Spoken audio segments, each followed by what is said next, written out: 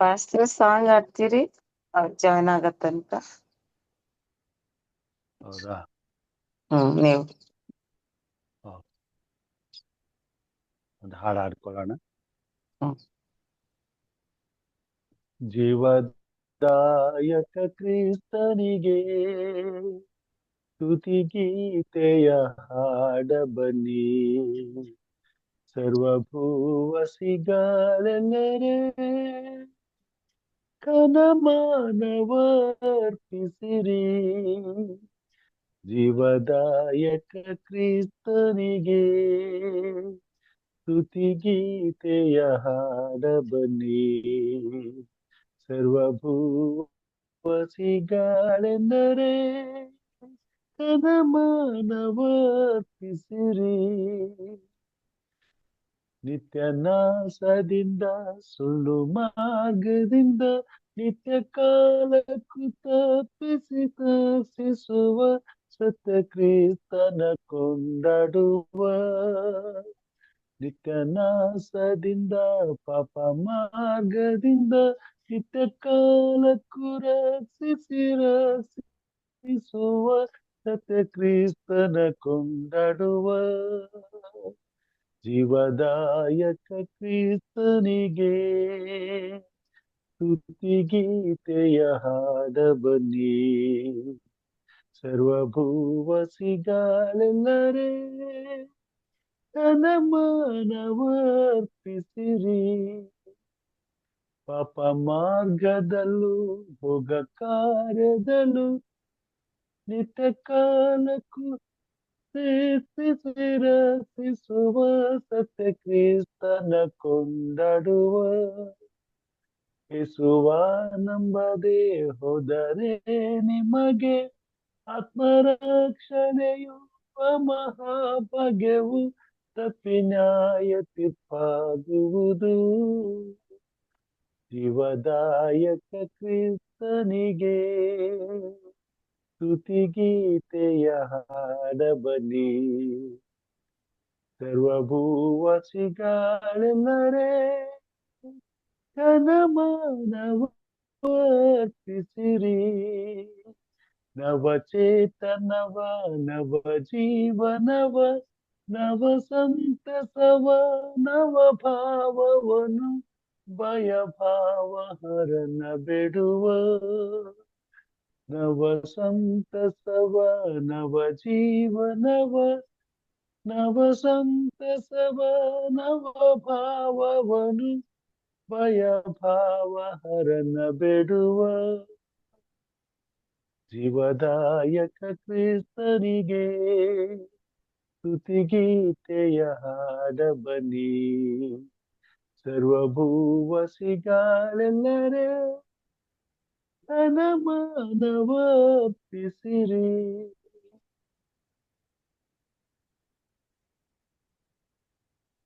ಎಲ್ಲರಿಗೂ ಬೆಳಗಿನ ಮುಂಜಾನೆಯ ಶುಭೋದಯಗಳು. ದೇವರು ನಮ್ಮನ್ನ ಕಳೆದ ರಾತ್ರಿ ಎಲ್ಲ ಸುರಕ್ಷಿತವಾಗಿ ಕಾಯ್ದು ಕಾಪಾಡಿ ಮತ್ತೊಂದು ಉದಯ ಕಾಲವನ್ನ ನೋಡ್ತಕ್ಕಂತ ಸಮಯವನ್ನ ಕೊಟ್ಟು ನಮಗೆ ಎಚ್ಚರಪಡಿಸಿ ಆತನ ಸ್ವರವನ್ನ ಕೇಳ್ತಕ್ಕಂತ ಒಂದು ಆಶೀರ್ವಾದವನ್ನ ಸಣ್ಣ ಹಿಂದಾಗಿ ಕೂಡಿ ಬಂದಿರ್ತಕ್ಕಂತ ತನ್ನ ಮಕ್ಕಳಿಗೆ ದೇವರು ದಯಪಾಲಿಸಿ ಕೊಟ್ಟಿದ್ದಾರೆ. ಮೊದಲಾಗಿ ದೇವರಿಗೆ ಕೃತಜ್ಞತೆಯನ್ನ ಸಲ್ಲಿಸುವುದು ಬಹಳಷ್ಟು ಯುಕ್ತವಾಗಿದೆ. ಎಚ್ಚರವಾಗಿದ್ದು ಪ್ರಾರ್ಥನೆಯಲ್ಲಿ ಕೂಡಿ ಬಂದಿರತಕ್ಕಂತ ಬೋಧಕರಿಗೂ ಹಿರಿಯರಿಗೂ ಯೇಸು ಕ್ರಿಸ್ತನ ಸುಮಧುರ ನಾಮದಲ್ಲಿ ಎಚ್ಚರವಾಗಿದ್ದು ಪ್ರಾರ್ಥಿಸು ಕುಟುಂಬದ ಪರವಾಗಿ ತಮ್ಮೆಲ್ಲರನ್ನು ಪ್ರೀತಿಪೂರ್ವಕವಾಗಿ ಸ್ವಾಗತಿಸುವಂತಳಾಗಿದ್ದೇನೆ. ಈ ಸಮಯದಲ್ಲಿ ಹಿರಿಯ ಬೋಧಕರಾದ ಎಸ್.ಟಿ. ಸೊಲೊಮನ್ ರವರು ನಮ್ಮನ್ನ ಪ್ರಾರ್ಥನೆಯಲ್ಲಿ ಮುನ್ನಡೆಸಲು ವಿನಂತಿಸುತ್ತೇನೆ.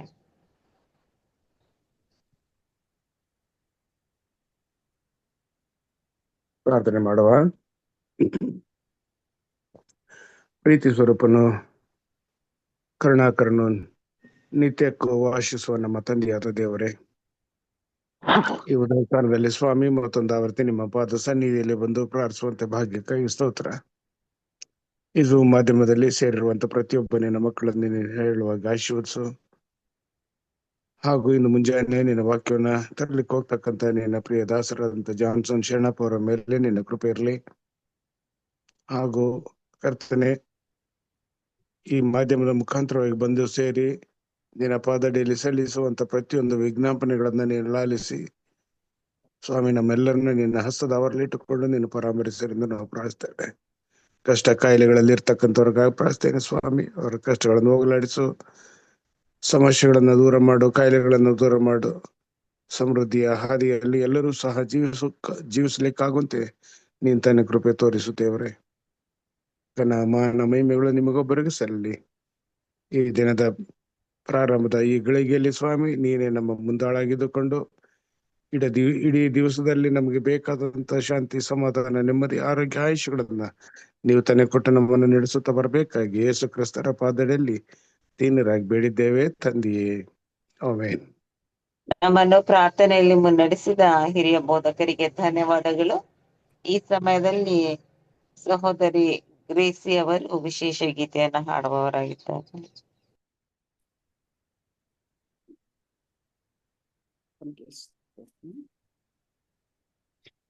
ನಿನ್ನೊಂದಿಗಿರುವುದೇ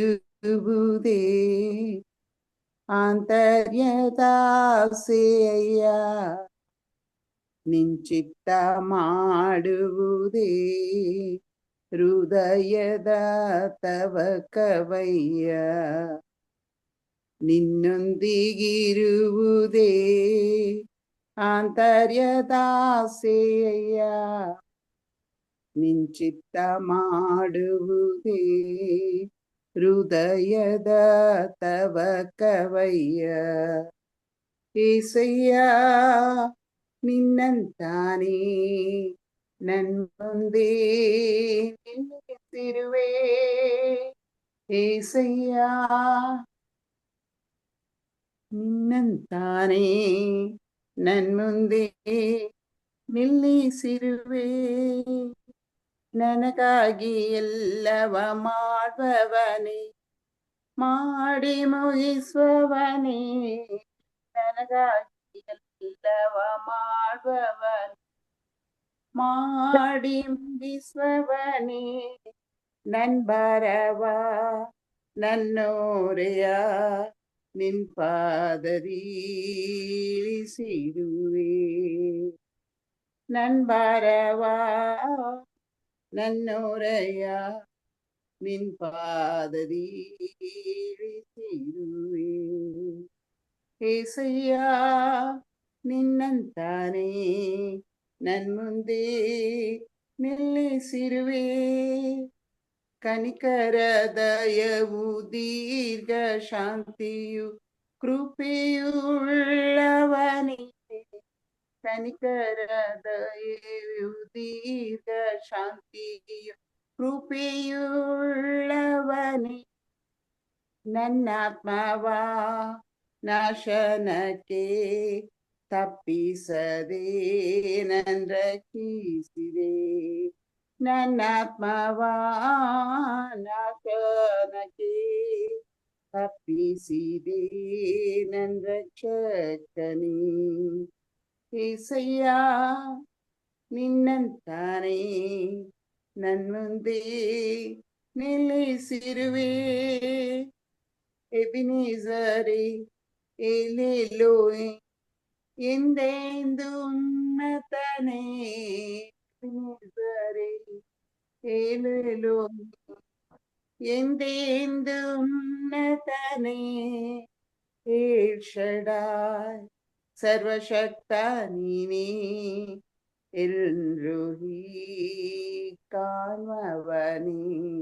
ಏಳ್ ಶಡಾಯ್ ಸರ್ವಶಕ್ತ ನೀನೇ, ಎಲ್ರೋಹಿ ಕಾಣ್ಮವನೇ. ಏಸಯ್ಯ ನಿನ್ನಂತಾನೇ ನನ್ ಮುಂದೆ ನಿಲ್ಲಿಸಿರುವೆ. ನಿನ್ನೊಂದಿಗಿರುವುದೇ ಆಂತರ್ಯದಾಸೆಯ, ನಿಂಚಿತ್ತ ಮಾಡುವುದೇ ಹೃದಯದ ತವಕವಯ್ಯ. ಏಸಯ್ಯ ನಿನ್ನಂತಾನೆ ನನ್ಮುಂದೆ ನಿಲ್ಲಿಸಿರುವೆ. ಏಸಯ್ಯ ನಿನ್ನಂತಾನೆ ನನ್ಮುಂದೆ ನಿಲ್ಲಿಸಿರುವೆ. ಆಮೇನ್. ವಿಶೇಷ ಆಮೆನ್. ಗೀತೆಯನ್ನ ಹಾಡಿದ ಸಹೋದರಿಗೆ ಧನ್ಯವಾದಗಳು. ಎಚ್ಚರವಾಗಿದ್ದು ಪ್ರಾರ್ಥಿಸು ಪ್ರಾರ್ಥನೆಯಲ್ಲಿ ದೈವಿಕ ಮನವನ್ನ ಪಡಿಸ್ತಕ್ಕಂಥವರು ಬೋಧಕರಾದ ಜಾನ್ಸನ್ ಶರಪ್ಪರವರು. ಬೋಧಕರನ್ನ ಹೃದಯಪೂರ್ವಕವಾಗಿ ದೈವಿಕ ಮನವನ್ನ ಬಡಿಸಲು ಸ್ವಾಗತಿಸ್ತೇನೆ. ಬೋಧಕರೇ, ಇದು ನಿಮ್ಮ ಅಮೂಲ್ಯ ಸಮಯವಾಗಿದೆ.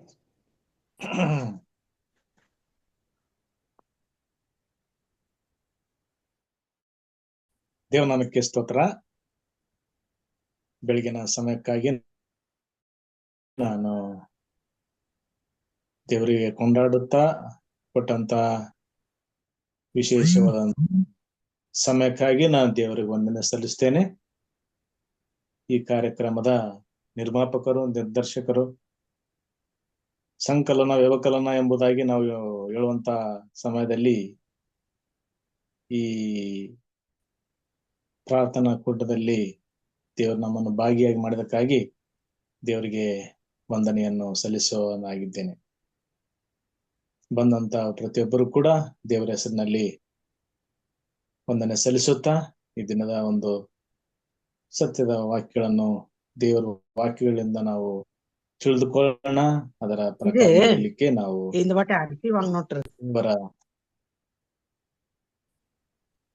ಈ ಸಮಯದಲ್ಲಿ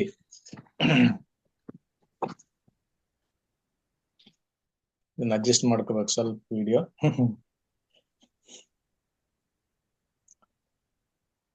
ಈ ಒಂದು ದಿನದ ಸತ್ಯದ ವಾಕ್ಯದಲ್ಲಿ ಕೀರ್ತನೆಗಳು 12ನೇ ಸಂಧಿ 5ನೇ ವಚನ. ಕೀರ್ತನೆಗಳು 12ನೇ ಸಂಧಿ 5ನೇ ವಚನ.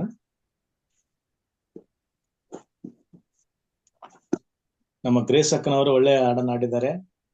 ಅವರು ನಮ್ಮ ಲವ್ರಿ ಸಭೆಯಲ್ಲಿ ಒಳ್ಳೆಯ ಒಂದು ನಂಬಿಗಸ್ತರಾಗಿ ಈಗ ಅವರು ಒಂದು ಬೇರೆ ಒಂದು ಸ್ಥಳಕ್ಕೆ ಹೋಗಿರೋದ್ರಿಂದ ನಮ್ಮ ಲವ್ರಿ ಸಭೆಗೆ ಬರುವಂತದನ್ನು ಬಿಟ್ಟು ಬೇರೆ ಒಂದು ಸಭೆಗೆ ಅವರು ಅಟೆಂಡ್ ಆಗುತ್ತಾರೆ. ಆದರೂ ಕೂಡ ಅವರ ಬಹಳವಾದ ನಂಬಿಕೆ ಅವರ ಹತ್ರ ಇರುವುದರಿಂದ ದೇವರು ಅವರನ್ನು ಆಶೀರ್ವಾದ ಮಾಡಲಿ. ಅವರು ಸಮಾಜ ಸೇವೆಯಲ್ಲಿ ನರ್ಸ್ ಆಗಿ ಕೆಲಸ ಮಾಡಿ ಮತ್ತೆ ಅಸಿಸ್ಟೆಂಟ್ ಸೂಪರಿಂಟೆಂಡೆಂಟ್ ಆಗಿ ಕೂಡ ಕೆಲಸ ಮಾಡಿ ನಿವೃತ್ತರಾಗಿ ಅಪಾರವಾದ ನಂಬಿಕೆಯಿಂದ ದೇವರ ಒಂದು ನಂಬಿಕೆಯಲ್ಲಿ ಬೆಳೀತಿದ್ದಾರೆ. ಅವ್ರ ಕುಟುಂಬಕ್ಕನ್ನು ಆಶೀರ್ವಾದ ಮಾಡ್ರಿ. ಪ್ರಕಾಶ್ ಅಣ್ಣವ್ರಿಗೆ ಆರಾಮಿಲ್ಲ ಎಂಬುದಾಗಿ ಕೇಳ್ಕೊಂಡೆ. ಅದರ ಕೂಡ ಪ್ರಾರ್ಥನೆ ಮಾಡಿ ನಾವು ಅವರನ್ನು ಕೂಡ ಆಶೀರ್ವಾದ ನಿಲ್ಲಿಸೋಣ. ಅವ್ರ ಹುಟ್ಟುಹಬ್ಬದ ಒಂದು ಪ್ರಯುಕ್ತವಾಗಿ ಪ್ರಾರ್ಥನೆ ಕೂಡ ಮಾಡಿದ್ದೇವೆ. ಅವ್ರ ಕುಟುಂಬ ಒಳ್ಳೆ ರೀತಿಯಲ್ಲಿ ದೇವ್ ನಡೆಸಿದಕ್ಕಾಗಿ ವಂದನೆ ಸಲ್ಲಿಸೋಣ. ಈ ಸಮಯದಲ್ಲಿ 12ನೇ ಸಂಧಿ 5ನೇ ವಚನವನ್ನು ನೋಡ್ಕೊಳ್ಳೋಣ. ಯೆಹೋವನು ಕುಗ್ಗಿದವರ ಬಾಧೆಯನ್ನು ನೋಡಿದ್ದಾನೆ. ಯೆಹೋವನು ಕುಗ್ಗಿದವರ ಬಾಧೆಯನ್ನು ನೋಡಿದ್ದೇನೆ ಅಂತ ಯೆಹೋವ ದೇವರು ಅನ್ನುತ್ತಾರೆ. ಏನನ್ನುತ್ತಾರೆ? ಯೆಹೋವ ದೇವರು ಏನಂತಾರೆ? ಕುಗ್ಗಿದವರ ಬಾಧೆಯನ್ನು ನೋಡಿದ್ದೇನೆ, ಗತಿಯಿಲ್ಲದವರ ನರಳುವಿಕೆಯು ನನಗೆ ಕೇಳಿಸಿತು. ಈಗ ಎದ್ದು ಬಂದು ಅವರ ಇಷ್ಟಾರ್ಥವನ್ನು ನೆರವೇರಿಸಿ ಅವರನ್ನು ಸುರಕ್ಷಿತವಾಗಿ ಇರಿಸುವೆನು ಎಂದು ಹೇಳುತ್ತಾನೆ. ಈಗ ಎದ್ದು ಬಂದು ಅವ್ರೇನ್ ಹೇಳ್ತಾರೆ? ಯೆಹೋವ ದೇವರು, ಯೇಸು ಸ್ವಾಮಿಯವರು ನಮಗೇನ್ ಹೇಳ್ತಾರೆ ಅಂದ್ರೆ, ನಾನು ಎದ್ದು ಬಂದು ಅವರ ಇಷ್ಟಾರ್ಥವನ್ನು ನೆರವೇರಿಸಿ ಅವರನ್ನು ಸುರಕ್ಷಿತವಾಗಿ ಇರಿಸುವೆನು ಎಂದು ಹೇಳುತ್ತಾನೆ. ಇದು ದೇವರು ಕೊಟ್ಟಂತ ಒಂದು ಧೈರ್ಯದ ಮಾತುಗಳು ನಾವು ಇವತ್ತು ಕಲಿತುಕೊಳ್ಳೋಣ. ಎಷ್ಟು ದೇವರು ಬಡ ಜನರಿಗೆ, ದೀನರಿಗೆ, ದಿಕ್ಕಿಲ್ಲದವ್ರಿಗೆ ಯಾರು ಇರೋದಿಲ್ಲ. ಈ ಲೋಕದಲ್ಲಿ ಅನೇಕರಿಗೆ ಅವರವರ ಸಾಧ್ಯತೆಗಳ ಪ್ರಕಾರ ಅವರಿಗೆ ಸಹಾಯ ಮಾಡೋರಿರ್ತಾರೆ. ಅವ್ರಿಗೆ ಅನುಕೂಲವಿದ್ದವರಿಗೆ ಎಲ್ಲರೂ ಸಹಾಯ ಮಾಡಲಿಕ್ಕೆ ಫ್ರೆಂಡ್ಸ್ಗಳಾಗ್ಲಿ, ಗೆಳೆಯರಾಗ್ಲಿ, ಅಥವಾ ಈ ಕುಟುಂಬದವರಾಗ್ಲಿ ಅವರೆಲ್ಲರೂ ಸಹಾಯ ಮಾಡ್ಲಿಕ್ಕೆ ಮುಂದೆ ಬಂದ. ಆದ್ರೆ ಬಡವರಿಗೆ ಯಾರು ಇರೋದಿಲ್ಲ. ಅವರನ್ನು ಯಾರು ಸಹಾಯ ಮಾಡ್ಲಿಕ್ಕೆ ಮುಂದೆ ಅವ್ರಿಗೆ ಬೇರೆ ತೀರ್ಸ್ಲಿಕ್ಕೆ ಅವ್ರಿಗೆ ಹಣ ಇರುವುದಿಲ್ಲ ಎಂಬುದನ್ನು ತಿಳ್ಕೊಂಡು ಯಾರು ಮುಂದೆ ಬರೋಲಿಕ್ಕೆ ಬರುವುದಿಲ್ಲ. ಆದ್ರೆ ದೇವರು ಯೇಸು ಸ್ವಾಮಿ ಅವರು ನಮಗೆ ಒಂದು ಅದ್ಭುತವಾದಂತಹ ಒಂದು ಧೈರ್ಯ ಕೊಡುವಂತರಾಗಿದ್ದಾರೆ. ದೇವರು ಎಲ್ಲರನ್ನೂ ನೋಡುವಂತವರಾಗಿದ್ದಾರೆ, ಎಲ್ಲರಿಗೂ ತೀರಿಸುವಂತನಾಗಿದ್ದಾನೆ, ಎಲ್ಲರಿಗೂ ಒಳ್ಳೆಯ ಮಾಡುವಂತನಾಗಿದ್ದಾನೆ. ಆದರೆ ಈ ಲೋಕದಲ್ಲಿ ಅನೇಕರು ತಮ್ಮ ತಮ್ಮ ಅನುಕೂಲಗಳ ಪ್ರಕಾರ ತಮಗೆ ಅನುಕೂಲವಾಗುವಂತೆ ಮಾಡಿಕೊಂಡು ಜೀವನ ನಡೆಸ್ತಾರೆ. ಆದರೆ ದೇವರಾಗಲ್ಲ. ಆತನು ಎಲ್ಲರನ್ನೂ ನೋಡುವಂತ ದೇವರಾಗಿದ್ದಾನೆ, ಎಲ್ಲರನ್ನೂ ಪ್ರೀತಿ ಮಾಡುವ ದೇವರಾಗಿದ್ದರಿಂದ ಅವರು ನ್ಯಾಯವು ತೀರಿಸಲಿಕ್ಕೆ ಬರುವಂತ ಅವ್ರು ಏನ್ ಹೇಳ್ತಾರೆ ಅಂದ್ರೆ, ಎದ್ದು ಬಂದು ನಾನು ನಿಮ್ಗೆ ಸಹಾಯ ಮಾಡುತ್ತೇನೆ ಎಂಬುದಾಗಿ ಈ ಒಂದು ವಚನದಲ್ಲಿ ನಾವು ಬಹಳ ಧೈರ್ಯವಾಗಿ ತಿಳ್ಕೊಳ್ಳುವಂತದ್ದಾಗಿದೆ. ಈ ಒಂದು ಪ್ರಾರ್ಥನೆಯ ಕೂಟಕ್ಕೆ ಈ ಒಂದು ತಿಂಗಳಿಂದ ಈ ಎಲ್ಲ ಈ ಪ್ರೋಗ್ರಾಮ್ ಆರ್ಗನೈಸ್ ಮಾಡುವಂತ ಈ ಸೇವೆಯು ಬಹಳ ಅದ್ಭುತವಾಗಿ ಜನರಿಗೆ ತಿಳಿಸುವಂತ ಒಂದು ಸುವಾರ್ತೆಯಾಗಿದೆ. ಸವಿತಾ ಸಿಸ್ಟರ್ ಅವರು ಒಂದು ತಿಂಗಳಿಂದಲೇ ಈ ಒಂದು ಮುಂದೆನೆ ಈ ಒಂದು ಡೇಟ್ ಗಳನ್ನು ನಮಗೆ ಕೊಟ್ಟು ಈ ಸುವಾರ್ತೆಯ ಸೇವೆಗಳಲ್ಲಿ ಜನರಿಗೆ ತಿಳಿಸುವಂತ ಒಂದು ಅನುಕೂಲವಾದಂತ ಸಮಯಗಳನ್ನು ನಮಗೆ ದೇವರು ಕೊಡುವಂತ ದೇವರಾಗಿದ್ದಾರೆ. ಅದಕ್ಕಾಗಿ ಈ ಒಂದು ಅನುಕೂಲತೆಗಳಲ್ಲಿ ದೇವರು ಏನ್ ಮಾಡಿದ್ದಾನೆ ಅಂದ್ರೆ, ವಿಶ್ವಕ್ಕೆಲ್ಲ ನ್ಯಾಯಾಧಿಪತಿ ಆಗಿದ್ದಾನೆ. ದೇವರು ವಿಶ್ವಕ್ಕೆಲ್ಲ ನ್ಯಾಯಾಧಿಪತಿ ಆಗಿದ್ದಾನೆ. ಪ್ರತಿಯೊಬ್ಬರಿಗೆ ಆ ವೇದನೆಗಳು ಇರುವಂತದ್ದಾಗಿದೆ, ಕಷ್ಟವನ್ನು ಪಡುವಂತರಾಗಿದ್ದಾರೆ. ಅದಕ್ಕೆಲ್ಲವನ್ನು ಪರಿಹಾರ ನಾನು ಕೊಡುತ್ತೇನೆ ಎಂಬುದಾಗಿ ಆತನ ವಾಗ್ದಾನ ಮಾಡಿದ್ದಾನೆ. ಇದು ಕೀರ್ತನೆ ಹಳೆ ಒಡಂಬಡಿಕೆ. ಹೊಸ ಒಡಂಬಡಿಕೆಯಲ್ಲಿ ನಾವು ಯೇಸು ಸ್ವಾಮಿಯ ಕಾರ್ಯಗಳನ್ನು ನಾವು ಅವರು ದಯಾಪರನು, ಆತನ ಎಲ್ಲರಿಗೂ ಸಹಾಯ ಮಾಡುವಂತವನು, ಎಲ್ಲರಿಗೂ ಆ ಹೊಸ ಒಡಂಬಡಿಕೆಯಲ್ಲಿ ನೋಡಿದ್ದೆ. ಅಂದ್ರೆ ಹಳೆ ಒಡಂಬಡಿಕೆಯಲ್ಲಿ ಕಾಲದಲ್ಲಿ ಕೂಡ ಯೆಹೋವ ದೇವರು ನಮಗೆ ಅಭಯದ ಹಸ್ತಗಳನ್ನು, ನಮಗೆ ಈ ಬಡ ಜನರಿಗಾಗ್ಲಿ, ಕುಗ್ಗಿದವ್ರಿಗಾಗ್ಲಿ, ಬಾಧೆಯನ್ನು ಅನುಭವಿಸಿದವ್ರಿಗೆ ಅಂದ್ರೆ ಕಷ್ಟವನ್ನು ಅನುಭವಿಸಿದವ್ರಿಗೆ ಅವ್ರೇನ್ ಮಾಡ್ತಾರೆ, ನಾನು ಎದ್ದು ಬಂದು ನಿಮ್ಗೆ ಸಹಾಯ ಮಾಡುತ್ತೇನೆ ಎಂಬುದಾಗಿ ಅವ್ರೇನ್ ಮಾಡ್ತಾರೆ, ನಮಗೆ ಧೈರ್ಯವನ್ನು ಕೊಟ್ಟಿದ್ದಾರೆ. ಯಾರಾದರೂ ಶೋಧನೆಗೆ ಒಳಗಾಗಿರುವರೋ, ಹಿಂಸೆಗೆ ಒಳಗಾಗಿರುತ್ತಾರೋ, ಕೆಲವು ಸಮಯದಲ್ಲಿ ಕೆಲಸದ ಕಾರ್ಯಗಳಲ್ಲಿ ಕೆಲವರು ಏನ್ ಮಾಡ್ತಾರೆ, ಅಧಿಕಾರಿಗಳು ಅಥವಾ ಅದಕ್ಕೆ ಹೈಯರ್ ಅಪ್ಸ್ ಏನ್ ಮಾಡ್ತಾರೆ, ಅವರನ್ನು ಕೆಲಸದಲ್ಲಿ ಹಿಂಸೆ ಕೊಡುವಂತರಾಗಿದ್ದಾರೆ, ಅವರನ್ನು ಕಡಿಮೆಯಾಗಿ ನೋಡುವಂತರಾಗಿರ್ತಾರೆ. ಅವರ ಪಕ್ಷ ನಿಲ್ಲುತ್ತಾನೆ ಎಂಬುದಾಗಿ ಅವರಿಗೆ ಸಹಾಯ ಮಾಡುತ್ತೇನೆ ಎಂದು ಆ ಭರವಸೆಯನ್ನು ಇಲ್ಲಿ ನಮಗೆ ಕೊಟ್ಟಿದ್ದಾರೆ ನೋಡ್ರಿ. ಈಗ ಎದ್ದು ಬಂದು ಅವರ ಇಷ್ಟಾರ್ಥವನ್ನು ನೆರವೇರಿಸಿ ಅವರನ್ನು ಸುರಕ್ಷಿತವಾಗಿ ಇರಿಸುವೆನು ಎಂದು ಹೇಳಿದ್ದಾನೆ ಯೇಸು ಸ್ವಾಮಿ ಯೆಹೋವ ದೇವರು. ಇದಕ್ಕೆ ನಾವು ಏನ್ ಮಾಡ್ಬೇಕಂದ್ರೆ, ಕೆಲವು ಸಮಯದಲ್ಲಿ ಇಂತಹ ಕಷ್ಟಗಳಲ್ಲಿ ನಾವು ಸಿಲುಕಿಕೊಂಡಂತರಾಗಿದ್ದೇವೆ, ನಮಗೆ ಸಹಾಯ ಮಾಡುವಂತವರು ಯಾರು ಇರುವುದಿಲ್ಲ. ಅಂತಹ ಸಮಯದಲ್ಲಿ ದೇವರು ನಮ್ಗೆ ಅಭಯವಾದ ಹಸ್ತದಲ್ಲಿ ಧೈರ್ಯವನ್ನು ಕೊಡುವಂತವರಾಗಿದ್ದಾರೆ. ಈ ವಾಕ್ಯಗಳನ್ನು ನಾವು ಓದುವಾಗ ನಮಗೆ ಬಹಳ ಧೈರ್ಯ ಬರುತ್ತದೆ. ಅದರ ನಮ್ಮ ಆ ಒಂದು ಸಮಾಧಾನದ ಒಂದು ಸಮಯವು ನಮಗೆ ಈ ವಾಕ್ಯಗಳನ್ನು ಓದುವಾಗ ಸಿಕ್ಕುತ್ತದೆ. ಸೊ ಅದಕ್ಕಾಗಿ ದೇವರು ನಮ್ಗೇನು ಹೇಳ್ತಾರೆ ಅಂದ್ರೆ, ನಾವು ಮಾಡುವಂತದ್ದು ದೇವರ ವಾಕ್ಯಗಳಲ್ಲಿ, ಪ್ರಾರ್ಥನೆಗಳಲ್ಲಿ ನಾವು ನೆಲೆಗೊಂಡಿರಬೇಕು ಎಂಬುದಾಗಿ. ಅವಾಗ ನಮಗೆ ಧೈರ್ಯ ಬರ್ತದೆ. ಆ ವಚನಗಳನ್ನ ಓದಿದಾಗ ನಮಗೆ ಸಮಾಧಾನ ಆಗುತ್ತದೆ.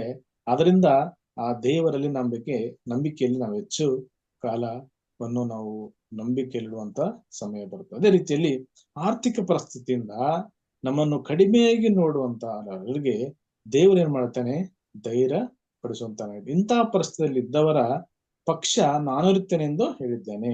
ನೋಡಿ, ಅವರು ಇಷ್ಟಾರ್ಥನ ಅವರ ಸುರಕ್ಷಿತವಾಗಿ ಇರಿಸುವೆನು, ಅವರ ಪಕ್ಷವಾಗಿ ನಾನು ಇರುತ್ತೇನೆ ಎಂಬುದಾಗಿ ದೇವರು ನಮಗೆ ಅಭಯದ ಒಂದು ಹಸ್ತದ ಒಂದು ಧೈರ್ಯವನ್ನು ನಮಗೆ ಕೊಟ್ಟಿದ್ದಾರೆ.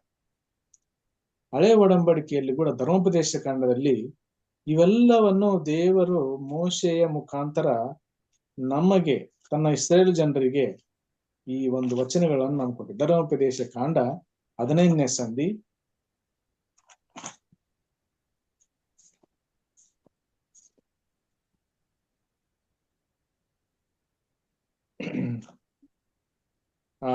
7ರಿಂದ 11 ವಚನ ಓದ್ಕೊಳ್ಳೋಣ. ಧರ್ಮೋಪದೇಶ ಕಾಂಡ 7ನೇ ಸಂಧಿ 15ನೇ ಸಂಧಿ 7ರಿಂದ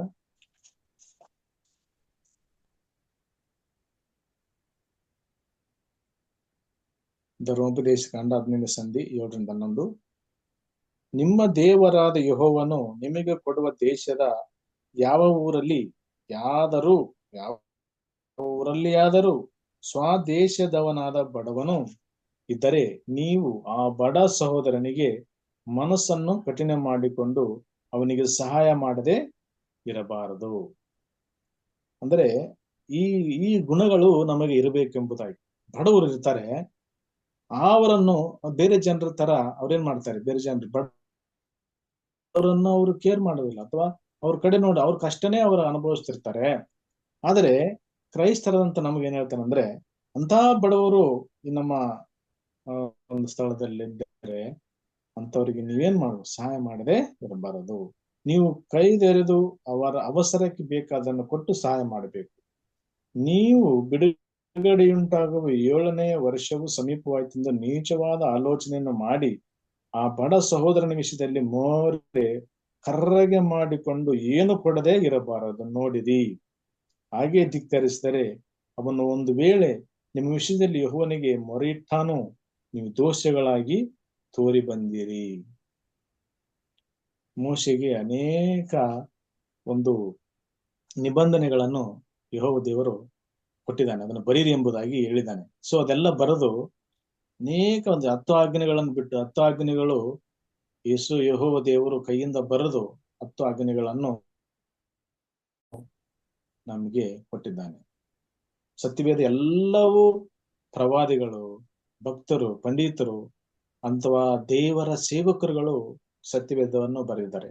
ಅದೇ ರೀತಿ ಮೋಶೆಯು ಆ ನಿಬಂಧನೆಗಳನ್ನು ದೇವರು ಹೇಳಿದ ಹಾಗೆ ಆ ನಿಬಂಧನೆಗಳನ್ನು ಬರೆದಿದ್ದಾನೆ.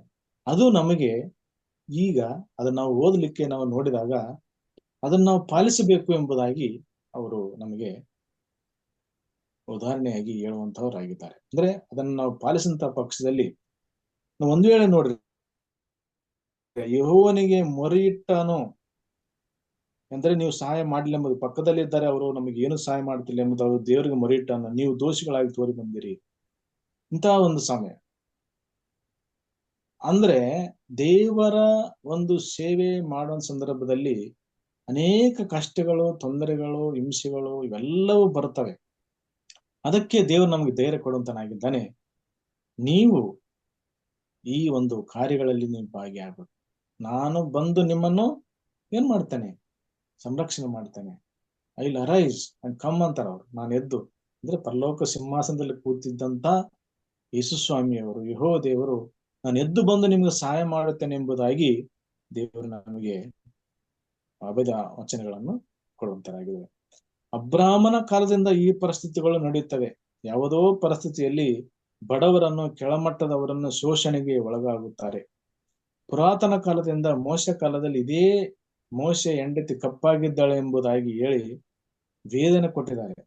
ಅಕ್ಕ ಮತ್ತು ತಮ್ಮ ಆರೋನ ಇಂಥ ಒಂದು ಡಿಫರೆನ್ಸ್ ತೋರಿಸಿದ್ದಾರೆ. ಅಂತವರಿಗೆ ದೇವರು ಕೊಟ್ಟ ಭರವಸೆ ಏನೆಂದರೆ, ಎಷ್ಟು ಅವರು ದೇವರವನ್ನು ಕರೀತಾನೆ, ಇಬ್ಬರನ್ನು, ಅಕ್ಕ ಮತ್ತು ಆರೋನನ್ನು ಕರೆದು ಅವ್ರಿಗೆ ಕಮಿಟಿ ಮಾಡುತ್ತಾರೆ. ಯೆಹೋವ ದೇವರು ಕಮಿಟಿ ಮಾಡಿ ಅವರ ಗುಣಾತಿಶಯಗಳನ್ನು ಅವ್ರಿಗೆ ಹೇಳ್ತಾರೆ. ಮೋಶೆಯ ಗುಣಾತಿಶಯಗಳನ್ನು ಅವ್ರಿಗೆ ಹೇಳ್ತಾರೆ. ಅಂದ್ರೆ ಆ ಸಾಲ್ವ್ ಮಾಡಿದಾನೆ, ಅಲ್ಲಿ ಪ್ರಾಬ್ಲಮ್ ನ ಸಾಲ್ವ್ ಮಾಡಿದ್ದಾರೆ. ಅರೈಸ್ ಅಂಡ್ ಕಮ್, ಅಲ್ಲಿ arise and come and solve problem ಅಂತ ಹೇಳಿ ಅವರು ಆತರ ಮಾಡಿದ್ದಾರೆ. ದೇವರು ಅವರಿಗೆ ಭರವಸೆ ಕೊಟ್ಟಿದ್ದಾರೆ. ಅಬ್ರಾಹ್ಮನ ಕಾಲದಲ್ಲಿ ಕೂಡ ಭರವಸೆ ಕೊಟ್ಟಿದ್ದಾರೆ, ನಾವು ನಿಮ್ಮ ಸಂಗಡ ಇರುತ್ತೇವೆ. ನೋವು ಕಾಲದಲ್ಲಿ, ಈಗಿನ ಕಾಲದಲ್ಲಿ ನಡೆಯುತ್ತದೆ. ಆ ಗೊಲಿಯಾತನು ದಾವೀದನಿಗೆ ಕೀಳಾಗಿ ಮಾತಾಡಿದ್ದಾನೆ, ಅಂತವನಿಗೆ ನಾನು ಸಹಾಯ ಮಾಡುತ್ತೇನೆ ಎಂದು ಹೇಳಿ ದೇವರು ಹೇಳಿದ್ದಾನೆ. ಇದು ದೇವರ ಸೇವಕರುಗಳಿಗೆ ಮಾಡಿದಂತ ಸಹಾಯ. ಅದು ಸತ್ಯವೇದದಲ್ಲಿ ಬರೆಯಲ್ಪಟ್ಟಿದೆ, ನಾವು ಅದನ್ನು ಓದುತ್ತೇವೆ. ಆದರೆ ನಾವು ಅವರ ಪ್ರಕಾರ ಈ ಕಷ್ಟಗಳು ಬರುತ್ತವೆ ನಮಗೆ, ನಾವು ಕೂಡ ದೇವರ ಒಂದು ನಂಬಿಕೆಯಲ್ಲಿ ಅವರನ್ನು ಕೇಳಿಕೊಂಡು ಆ ಒಂದು ಪರಿಸ್ಥಿತಿಯನ್ನು ಪಾರು ಮಾಡಲಿಕ್ಕೆ I will arise and come and solve the problem ಅಂತೇಳಿ ಧೈರ್ಯ ಕೊಡುವಂತ ದೇವರು ನಮಗಿದ್ದಾರೆ. ಇದು ನಮಗೆ ಅಭಯಾಸ್ತವನ್ನು ದೇವರು ಕೊಟ್ಟಿದ್ದಾನೆ. ಇವರೆಲ್ಲ ಉದಾಹರಣೆ ಹಂಗೆ ಇದೆ. ಅವರು ಅಬ್ರಾಹ್ಮನಿಗೆ, ದಾವೀದನಿಗೆ ಕೂಡ ಅವರು ಸಹಾಯ ಬಂದು ಎದ್ದು ಅವ್ರಿಗೆ ಸಹಾಯ ಮಾಡಿದ್ದಾರೆ. ಅದರಲ್ಲಿ ಅವರು ಜಯಶಾಲಿಗಳಾಗಿದ್ದಾರೆ. ಸೊ ಹಾಗಾಗಿ ನಮಗೆ ಕೂಡ ದೇವರು ಆ ಒಂದು ವಚನಗಳನ್ನು ಕೊಡುವಂತರಾಗಿದ್ದಾರೆ. ಕುಗ್ಗಿದವರ ಬಾಧೆಯನ್ನು ನೋಡಿದ್ದೇನೆ. ಯಾರಾದರೂ ಹಣದ ತೊಂದರೆಯಿಂದ ಸಾಲ ತೆಗೆದುಕೊಂಡಿರುವವರು ಅಂತವರನ್ನು ಯಾರೋ ತೊಂದರೆಯಿಂದ ಹಣ ಕೊಟ್ಟಿಲ್ಲ ಅಂತ ಪಕ್ಷದಲ್ಲಿ ಸಾಲ ತೆಗೆದುಕೊಂಡಂತ ನಾವುಗಳು ಒಂದು ಕಾರಣದಿಂದ ಹಣ ಅವ್ರಿಗೆ ತಿರುಗಿಸಿಲ್ಲ ಎಂಬುದಾಗಿ ಅಂತವರನ್ನು ಹಿಂಸೆ ಪಡಿಸುವಂತ ಜನರು ಕೂಡ ಅನೇಕ ಸಮಯದಲ್ಲಿ ನಾವು ನೋಡಿದ್ದೇವೆ. ಸಮಸ್ಯೆಗಳಿಂದ ಆ ಒಂದು ದೀನತೆಯಲ್ಲಿ ಇರ್ತಾರೋ, ದೇವರ ಸನ್ನಿಧಿಯಲ್ಲಿ ಕೇಳ್ಕೊಳ್ತಾರೋ ಅಂತವರ ವಿಜ್ಞಾಪನೆಯನ್ನು ಕೇಳಿ ಅದಕ್ಕೆ ಉತ್ತರ ದೇವರು ಕೊಡುತ್ತಾನೆ, ಸಹಾಯ ಮಾಡುತ್ತಾನೆ. ಇಂತಹ ಪರಿಸ್ಥಿತಿಗಳು ಅನೇಕರನ್ನು ನಾವು ನೋಡಿದ್ದೇವೆ. ನಮ್ಮ ಅನೇಕ ಕೆಲಸಗಾರರು ಕೂಡ ಸೆವೆಂತ್ ಅಡ್ವೆಂಟಿಸ್ಟ್ ಕೆಲಸಗಾರರು ಬಹಳ ಅನ್ನದ ತೊಂದರೆಯಲ್ಲಿದ್ದಾರೆ. ಅವರಿಗೆ ಸರಿಯಾದ ಸಂಬಳಗಳಿಲ್ಲ. ಆಗಿನ ಕಾಲದಲ್ಲಿ ಅವರು ಕಷ್ಟ ಪಡುವಂತರಾಗಿದ್ದಾರೆ. ಅವರ ಒಂದು ಧೈರ್ಯ ಕೊಡುವಂತ ಏನಂದ್ರೆ, ಅವ್ರೇನ್ ಹೇಳ್ತಾರೆ, ದೇವರನ್ನು ಕೇಳಿಕೊಂಡಂತ ವಿಜ್ಞಾಪನೆಯನ್ನು ಕೇಳಿದಂತ ಮಾಡಿದಂತ ಸಮಯದಲ್ಲಿ ದೇವರದನ್ನು ಕೇಳಿ ಸಹಾಯ ಮಾಡುತ್ತಾನೆ. ಅವರೆಲ್ಲರಿಗೂ ಈಗ ನಾವು ಅದೇ ಸಮಯದಲ್ಲಿ ನಾವು ಬದುಕ್ತೇವೆ. ಈಗ ದೇವರು ಯಾವ ರೀತಿಯಲ್ಲಿ ಸಹಾಯ ಮಾಡ್ತಾನೆ ಯಾರಿಗೂ ತಿಳಿದ, ಅದು ಅಷ್ಟು ಅದ್ಭುತ. ನಾವು ನೋಡಿದಂತ ಪಕ್ಷದಲ್ಲಿ ಸಂಬಳಗಳಿಲ್ಲ, ದೊಡ್ಡ ದೊಡ್ಡ ಅಧಿಕಾರಿಗಳು ಅವ್ರು ಏನು ಮಾಡ್ಲಿಕ್ಕೆ ಸಹಾಯ ಇಲ್ಲ, ಅವ್ರಿಗೂ ಏನು ಮಾಡ್ಲಕ್ ಆಗ್ತಾ ಇಲ್ಲ. ಅವರು ಬಲಹೀನರಾಗಿದ್ದಾರೆ ಅಥವಾ ಹೆಲ್ಪ್ಲೆಸ್ ಆಗಿದ್ದಾರೆ. ಆದರೂ ಎಲ್ಲಾ ಜನರು ಸುರಕ್ಷಿತವಾಗಿ ಯಾವ ತೊಂದರೆ ಇಲ್ಲದೆ ಅವರು 3 ಹೊತ್ತಿನ ಊಟವನ್ನು ದೇವರ ಒಳ್ಳೆಯನ್ನು ಒದಗಿಸಿ ಅವ್ರ ಜೀವನ ನಡೆಸ್ತಿದ್ದಾರೆ. ಆ ಕಷ್ಟಗಳು ಇದ್ದಂತ ಪಕ್ಷದಲ್ಲಿ ಕೂಡ ಅವ್ರು ನಮ್ಗೇನ್ ಮಾಡ್ತಾರೆ ಅಂದ್ರೆ ಧೈರ್ಯವನ್ನು ಕೊಟ್ಟು ಅವ್ರೇನ್ ಮಾಡ್ತಾರೆ, ನಾನ್ ನಿಮ್ ಪಕ್ಷ ಇದ್ದೇನೆ, ನಾನು ಎದ್ದು ಬಂದು ನಿಮ್ಗೆ ಸಹಾಯ ಮಾಡುತ್ತೇನೆ. ದೇವರ ಸನ್ನಿಧಿಯಲ್ಲಿ ಕೇಳ್ಕೊಳ್ತಾ ಇಂಥವರ ವಿಜ್ಞಾಪನೆಗಳನ್ನು ಕೇಳಿ ಅದಕ್ಕೆ ಉತ್ತರವನ್ನು ಕೊಡ್ಲಿಕ್ಕೆ ದೇವರು ಮುಂದೆ ಬರುತ್ತಾರೆ ಎಂಬುದಾಗಿ ನಮಗೆ ಧೈರ್ಯವನ್ನು ಕೊಡುವಂತರಾಗಿದ್ದಾರೆ. ಅನೇಕ ಉದಾಹರಣೆಗಳ ಸತ್ಯದಲ್ಲಿ ನಮಗೆ ಇದೆ. ಈಗ 1ನೇ ಅರಸುಗಳು 17ನೇ ಸಂಧಿ 9ರಿಂದ 15 ವಚನ ಓದುವಂತ ಸಂದರ್ಭದಲ್ಲಿ ಅಲ್ಲಿ ಎಲಿಯ ಪ್ರವಾದಿಗೆ ದೇವರು ಹೇಳ್ತಾನೆ, ಒಬ್ಬ ಬಡ ವಿಧಿವೆ ಬರಗಾಲ ಬಂದಿದಲ್ಲಿ ಊಟಕ್ಕೆ 1 ದಿನಕ್ಕೆ ಮಾತ್ರ ಇದೆ, ಎಮಗೆ ಊಟ ಇಲ್ಲ, ಮಗ ಇದ್ದಾನೆ, ಆಕೆಗೆ ಆ ಮಗುವಿಗೆ ಸ್ವಲ್ಪ ಹಿಟ್ಟು ಇದೆ, ಅದನ್ನು ಮುಗಿದ ಮೇಲೆ ಸಾಯುತ್ತೇವೆ ಎಂಬುದಾಗಿ ಅವರು ಹೇಳ್ತಾಳೆ ದೇವರ ಭಕ್ತನಿಗೆ. ಅವರು ಎಷ್ಟು ನಾವು ಅದನ್ನು ಓದಿದಾಗ ಆ ಆಶೀರ್ವಾದಗಳು ಯಾವ ರೀತಿಯಲ್ಲಿ ದೇವರು ತೋರಿಸುವಂತನಾಗಿದ್ದಾನೆ. ಅಯ್ಯಮ್ಮ ಅನ್ಯಳು, ಬೇರೆ ದೇಶದವಳು, ಈ ಸತ್ಯವೇದದ ಈ ಸಹಾಯ ಮಾಡ್ಬೇಕು, ಕಷ್ಟದಲ್ಲಿ ಸಹಾಯ ಮಾಡ್ಬೇಕು ಏನು ಗೊತ್ತಿಲ್ಲ ನಮಗೆ. ಆದರೆ ಆ ಅನ್ಯಳು ಆಕೆ ಬೇರೊಬ್ಬರಿಗೆ ಸಹಾಯ ಮಾಡಬೇಕೆಂದು ಆ ಪ್ರವಾದನಿಗೆ ಊಟಕ್ಕೆ ಕೊಟ್ಟ ಆಕೆಗೆ ಯಾವ ರೀತಿಯಲ್ಲಿ ದೇವರು ಸಹಾಯ ಮಾಡಿದ್ದ ನೋಡ್ರಿ. ಬರಗಾಲ ಮುಗಿಯುವವರೆಗೆ ಹಿಟ್ಟು ಮತ್ತು ಎಣ್ಣೆ ತಿರುಲಿಲ್ಲ, ದೇವರು ಅಲ್ಲಿ ಅದ್ಭುತ ಮಾಡಿದ್ದಾನೆ. ಸ್ವಲ್ಪ ನೋಡ್ಕೊಳ್ಳೋಣ ವಚನಗಳು ಹೆಂಗ, ಆ ವಚನಗಳು ಎಷ್ಟು ನಮಗೆ ಧೈರ್ಯ ತರುವಂತದ್ದಾಗಿದೆ. 1ನೇ ಅರಸುಗಳು 17ನೇ ಸಂಧಿ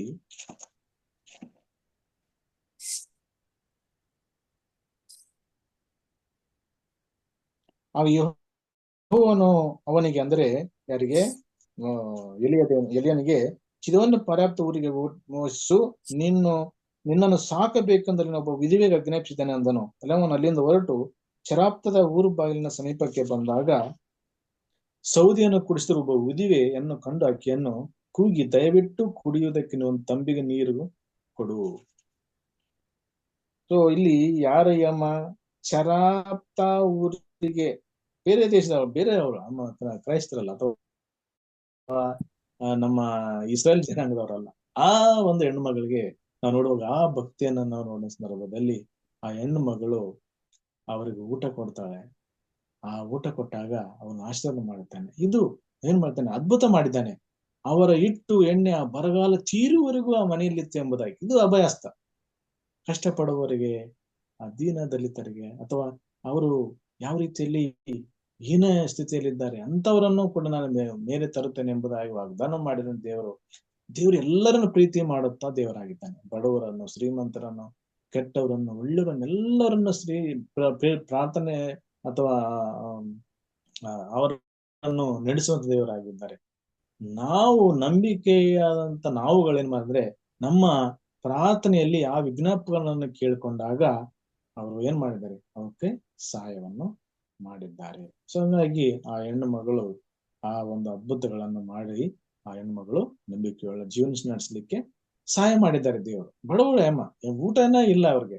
ಅಂತ ಪರಿಸ್ಥಿತಿಯಲ್ಲಿ ದೇವರು ಸಹಾಯ ಮಾಡುವಂತದ್ದನ್ನು ನಾವು ಧೈರ್ಯವಾಗಿ ತಂದುಕೊಂಡಂತ ಈ ಸಂದರ್ಭಗಳು ನಮಗೆ ಜ್ಞಾಪಕ ಮಾಡಿಕೊಳ್ತೇವೆ. ದೇವರು ಖಂಡಿತ ನಮ್ಮೆಲ್ಲರನ್ನು ಸಾಕುವಂತ ಆಗಿದ್ದಾನೆ, ಸಲಹುವನಾಗಿದ್ದಾನೆ, ಊಟ ಕೊಡುವನಾಗಿದ್ದಾನೆ. ನಮ್ಮ ಕಷ್ಟಗಳನ್ನು ಆತನ ಮುಂದೆ ಮಾತ್ರ ನಾವಿಟ್ಟು ನಾವೇನ್ ಮಾಡ್ಬೇಕು, ಆತನ ನಂಬಿಕೆಯಿಂದ ಪ್ರಾರ್ಥನೆಯಲ್ಲಿ ನಾವು ಆ ವಿಜ್ಞಾಪನೆ ಕಳಿಸ್ಬೇಕು. 2ನೇ ಅರಸುಗಳು 4ನೇ ಸಂಧಿ 1-7 ವಚನಗಳನ್ನು ಕೂಡ ನೋಡುವಂತ ಸಂದರ್ಭದಲ್ಲಿ ಎಲೀಷನ ಪ್ರವಾದನೆ ಅಲ್ಲಿ ಅದ್ಭುತವಾದಂತ ಒಂದು ರೀತಿಯಲ್ಲಿ ಆತನು ಮಾಡಿದ್ದಾನೆ. ವಿಧಿವೆ, ಸಾಲ ಬಾಧೆ, ಅದನ್ನು ನಾವು ಓದೋಣ. 2ನೇ ಅರಸುಗಳು 4ನೇ ಸಂಧಿ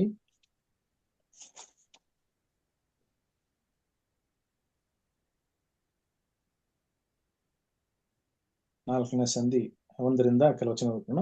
ಒಂದು ದಿವಸ ಪ್ರವಾದಿ ಮಂಡಳಿಯವರಲ್ಲೊಬ್ಬನ ಹೆಂಡತಿಯು, ಒಂದು ದಿವಸ ಪ್ರವಾದಿ ಮಂಡಳಿ ಅಂದ್ರೆ ಪಾಸ್ಟರ್ ಅಂತ ತಿಳ್ಕೊಳ್ಳೋಣ. ಅವ್ರು ಪಾಸ್ಟರ್ ಟ್ರೈನಿಂಗ್ ನಲ್ಲಿ ಅವ್ರು ಇದ್ದಾರೆ. ಎಲಿಷನು ಅವರು ಇದಾಗಿದ್ದರು, ಮೇನ್ ಪ್ರೀಚರ್ ಅವರು ಟ್ರೈನಿಂಗ್ ಕೊಡುವಂತ ಸಂದರ್ಭ. ಆ ಪಾಸ್ಟರ್ ಕುಟುಂಬದಲ್ಲಿದ್ದಂತ ಹೆಂಡತಿಯು ಎಲಿಷನ ಹತ್ತಿರ ಬಂದು, ನಿನ್ನ ಸೇವಕನಾದ ನನ್ನ ಗಂಡನು, ನಿನ್ನ ಸೇವಕನ ಅಂದ್ರೆ ಫಾರ್ ಎಕ್ಸಾಂಪಲ್ ನಮ್ಮ ವರ್ಕರ್ಸ್ ಅಥವಾ ಪಾಸ್ಟರ್ಗಳು, ಅವ್ರಿಗೇನಾಗಿದೆ, ನನ್ನ ಗಂಡನು ಮರಣ ಹೊಂದಿದನು, ಅವನು ಯೆಹೋವನಲ್ಲಿ ಬಹಳ ಭಯಭಕ್ತನಾಗಿದ್ದನೆಂಬುದು ನಿನಗೆ ಗೊತ್ತುಂಟಲ್ಲ. ಸೊ ಆ ಒಂದು ಪಾಸ್ಟ್ರು ಬಹಳ ಭಕ್ತಿಯಿಂದಿದ್ದ. ಅವನಿಗೇನಾಗಿತ್ತು, ಅವನು ಕಾರಣ ತೀರ್ಕೊಂಡಿದ್ದ ಆ ಪಾಸ್ಟ್ರು. ಆಗ ಆ ಪಾಸ್ಟರ್ ಹೆಂಡತಿ ಬಂದು ಪ್ರವಾದಿಗೆ, ಯಾಜಕನಿಗೆ ಅಥವಾ ನಮ್ಮ ಧರ್ಮ ಗುರುಗಳಿಗೆ ಹೇಳ್ತಾರೆ, ನಮ್ಮ ಒಂದು ಇದರಲ್ಲಿದ್ದಂತ ಸೇವಕನ ಒಂದು ಪರಿಸ್ಥಿತಿ ಏನಾಗಿದೆ ಅಂದ್ರೆ, ಸಾಲ ಕೊಟ್ಟವನು ನನ್ನ 2 ಮಕ್ಕಳನ್ನು ದಾಸರನ್ನಾಗಿ ತೆಗೆದುಕೊಂಡು ಹೋಗುವುದಕ್ಕೆ ಬಂದಿದ್ದಾನೆ ಎಂದು ಮೊರೆಯಿಟ್ಟಳು. ಈಗ ನಾವು ನಮ್ಮ ಮೊದಲು ಹೇಳಿದಾಗೆ ನಮ್ಮ ಪರಿಸ್ಥಿತಿ ಪಾಸ್ಟರ್ಗಳು ಬಹಳ ಗಂಭೀರ ಪರಿಸ್ಥಿತಿಯಲ್ಲಿ ಇದ್ದಾರೆ ಪಾಪ. ಆದ್ರೂ ಕೂಡ ದೇವರು ಅವರನ್ನು ಯಾವ ರೀತಿಯಲ್ಲಿ ನಡೆಸುತ್ತಾರೆ ಎಂಬುದಾಗ ಅದ್ಭುತ. ಅದು ದೇವರು ಮಾಡಿದಂತ ಅದ್ಭುತ. ನಾವು ಕಣ್ಣಾರೆ ಕಂಡು ಅದನ್ನ ನೋಡಿದ್ದೇವೆ. ಆದ್ರೂ ದೇವರು ಅವರನ್ನು ನಡೆಸ್ತಾ ಅಂದ್ರೆ ಖಂಡಿತ ದೇವರ ಅದ್ಭುತ.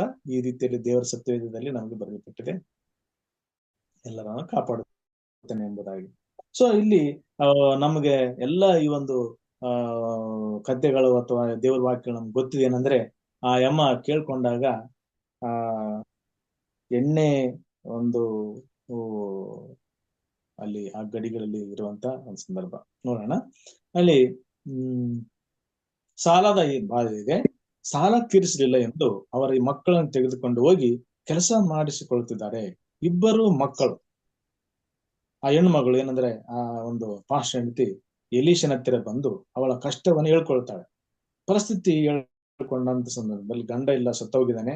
ಪರಿಸ್ಥಿತಿಯನ್ನು ಪ್ರವಾದಿಗೆ ಹೇಳಿದಾಗ, ನನ್ನ ಹತ್ತಿರ ಏನೂ ಇಲ್ಲ, ಸ್ವಲ್ಪ ಎಣ್ಣೆ ಇದೆ ಎಂದಾಗ, ನೀನು ಹೋಗಿ ಪಕ್ಕದ ಮನೆಯಲ್ಲಿ ಇದ್ದಂತ ಗಡಿಗೆ ಪಾತ್ರೆಗಳನ್ನು ತೆಗೆದುಕೊಂಡು ಬನ್ನಿರಿ ಎಂದಾಗ, ಅವಳು ಎಲ್ಲಾ ಮನೆಗಳಿಗೆ ಹೋಗಿ ಮಣ್ಣಿನ ಗಡಿಗೆ ಅಂತ ತಂದಿದ್ದಾಳೆ. ಅದರಲ್ಲಿರುವಂತ ಸ್ವಲ್ಪ ಎಣ್ಣೆಯನ್ನು ಸ್ವಲ್ಪ ಗಡಿಗೆ ಸುರಿಸಿದ್ದಾರೆ. ಆಗ ಅದ್ಭುತವಾಗಿದೆ. ಏನೆಂದರೆ ಎಲ್ಲಾ ಗಡಿಗೆಗಳು ಎಣ್ಣೆಯಿಂದ ತುಂಬಿದೆ.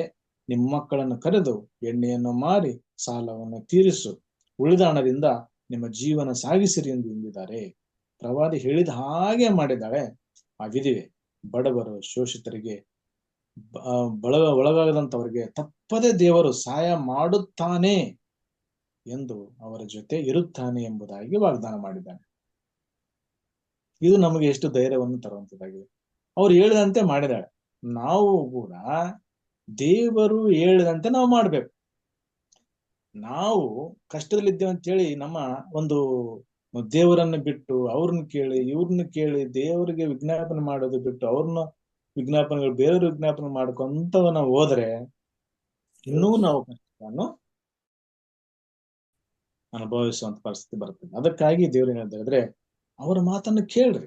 ದೇವ್ರು ಏನ್ ಹೇಳಿದ್ದಾನೆ, ವಿಜ್ಞಾಪನೆ ಮಾಡ್ರಿ, ಕೇಳ್ಕೊಳ್ರಿ, ನಂಬಿಕೆಯಿಂದ ನೀವು ಆ ಒಂದು ಪರಿಸ್ಥಿತಿಯನ್ನು ನಾವು ಬಗೆಹರಿಸಿಕೊಳ್ಳುವಂತ ಧೈರ್ಯ ದೇವರಲ್ಲಿ ಮಾತ್ರ ಇದೆ ಎಂಬುದಾಗಿ ಅವರು ನಮಗೆ ಅವರು ಹೇಳಿದ್ದಾರೆ. ಅದ್ಭುತಗಳನ್ನ ನಾವು ಇಲ್ಲಿ ನೋಡಿದ್ದೇವೆ. ಅದರ ಪ್ರಕಾರ ನಾವು ಈಗ ನಮ್ಗೆ ಯಾವ ಪರಿಸ್ಥಿತಿಯಲ್ಲಿ ನಾವು ಇದ್ದರೂ ಕೂಡ, ಕಷ್ಟದಲ್ಲಿ ಕಷ್ಟಗಳಲ್ಲಿ ಇದ್ದರೂ ಕೂಡ ನಾವು ಕೇಳಿಕೊಂಡಾಗ ದೇವರು ಖಂಡಿತ ಸಹಾಯ ಮಾಡುತ್ತಾನೆ. ಓನ್ಲಿ ಪ್ರಾರ್ಥನೆ, ವಿಜ್ಞಾಪನೆ, ಅವರ ಹೇಳಿದಂತ ಮಾತನ್ನು ಕೈಕೊಂಡು ನಡಿಬೇಕು. ಇದು ನಮಗೆ ಕೊಡುವಂತ ಒಂದು ಉದಾಹರಣೆಗಳು ನಮಗೆ ಇದೆ. 2ನೇ ಪೇತ್ರ 3ನೇ ಸಂಧಿ 9ರಿಂದ ಕೆಲವು ವಚನಗಳು ಓದಿಕೊಳ್ಳೋಣ. ಅಲ್ಲಿ ನಮ್ಗೆ ಏನಂದ್ರೆ ಅವರು ನಮಗೆ ಒಂದು ಧೈರ್ಯ ಕೊಡ್ತಾರೆ.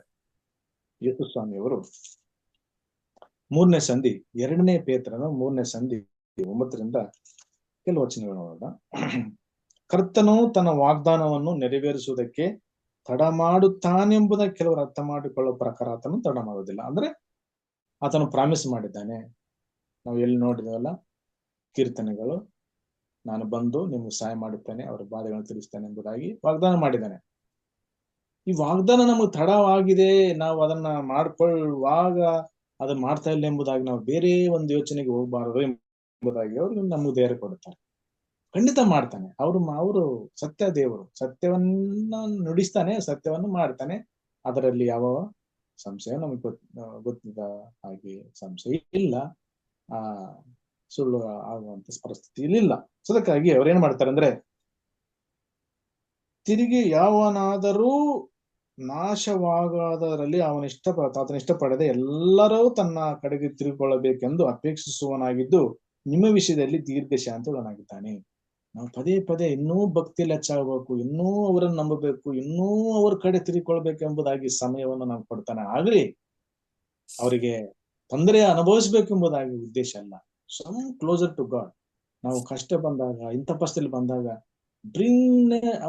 ಅವರ ಸಮ್ಮುಖದಲ್ಲಿ ನಾವು ಇರಬೇಕೆಂಬುದಾಗಿ ಅವ್ರ ಉದ್ದೇಶ ಅಷ್ಟೇ. ಅದಕ್ಕಾಗಿ ಅವರು ತಡ ಮಾಡಿ ನಮ್ಮನ್ನು ಆ ಪರಿಸ್ಥಿತಿಗೆ, ಬಟ್ ಅದನ್ನು ನಾವು ಡೈವರ್ಟ್ ಆಗಬಾರದು. ಅಂತಹ ಪರಿಸ್ಥಿತಿಗಳು ಬಂದರೂ ಡೈವರ್ಟ್ ಆಗಬಾರದು. ನಾವು ಈ ಕುಟುಂಬದಲ್ಲಿ, ಈ ಒಂದು ಪ್ರಾರ್ಥನಾ ಕುಟುಂಬದ ಅನೇಕರು ನಾವು ಆ ಸ್ಥಿತಿಯಲ್ಲಿ ನಾವು ಇದ್ದೇವೆ. ತಪ್ಪಬಾರದು. ಫಾರ್ ಎಕ್ಸಾಂಪಲ್ KP ರವಿ ನೋಡ್ರಿ, ಅವರು ಎಷ್ಟು ತಪ್ಪದೇ ಇಲ್ಲ. ಅವರು ಖಂಡಿತ ಅದನ್ನ ಪಡ್ಕೊಳ್ಳುವಂತ ಮನಸ್ಸು ಅವ್ರು ಮಾಡಿದ್ದಾರೆ. No doubt. ಒಂದು ಆ ಸಮಯ ಬರ್ತದೆ, ಅವೆಲ್ಲವನ್ನು ತೀರಿಸ್ತದೆ. ಅದನ್ನ ನಮ್ಗೇನಂದ್ರೆ, ನಾವು ಆತನಿಗೆ ಇನ್ನೂ ಸಮೀಪ ಆಗ್ಬೇಕು, ಇನ್ನೂ ನಾವು ಆತನ ಬಳಗಕ್ಕೆ ಎಂಟರ್ ಆಗ್ಬೇಕು ಎಂಬುದಾಗಿ ಉದ್ದೇಶ.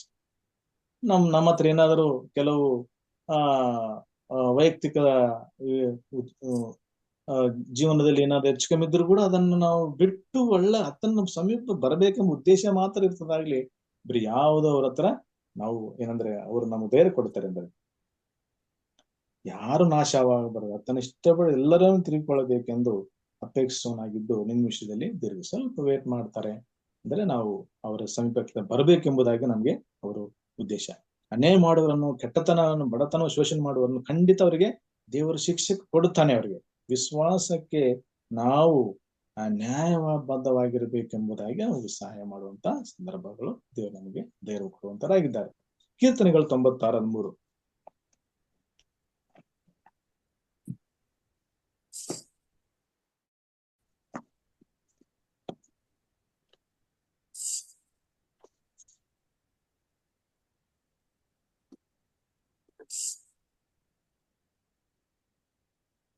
ಆತನು ಬರುತ್ತಾನೆ, ಭೂನಿವಾಸಿಗಳಿಗೆ ನ್ಯಾಯ ತೀರಿಸಲಿಕ್ಕೆ ಬರುತ್ತಾನೆ.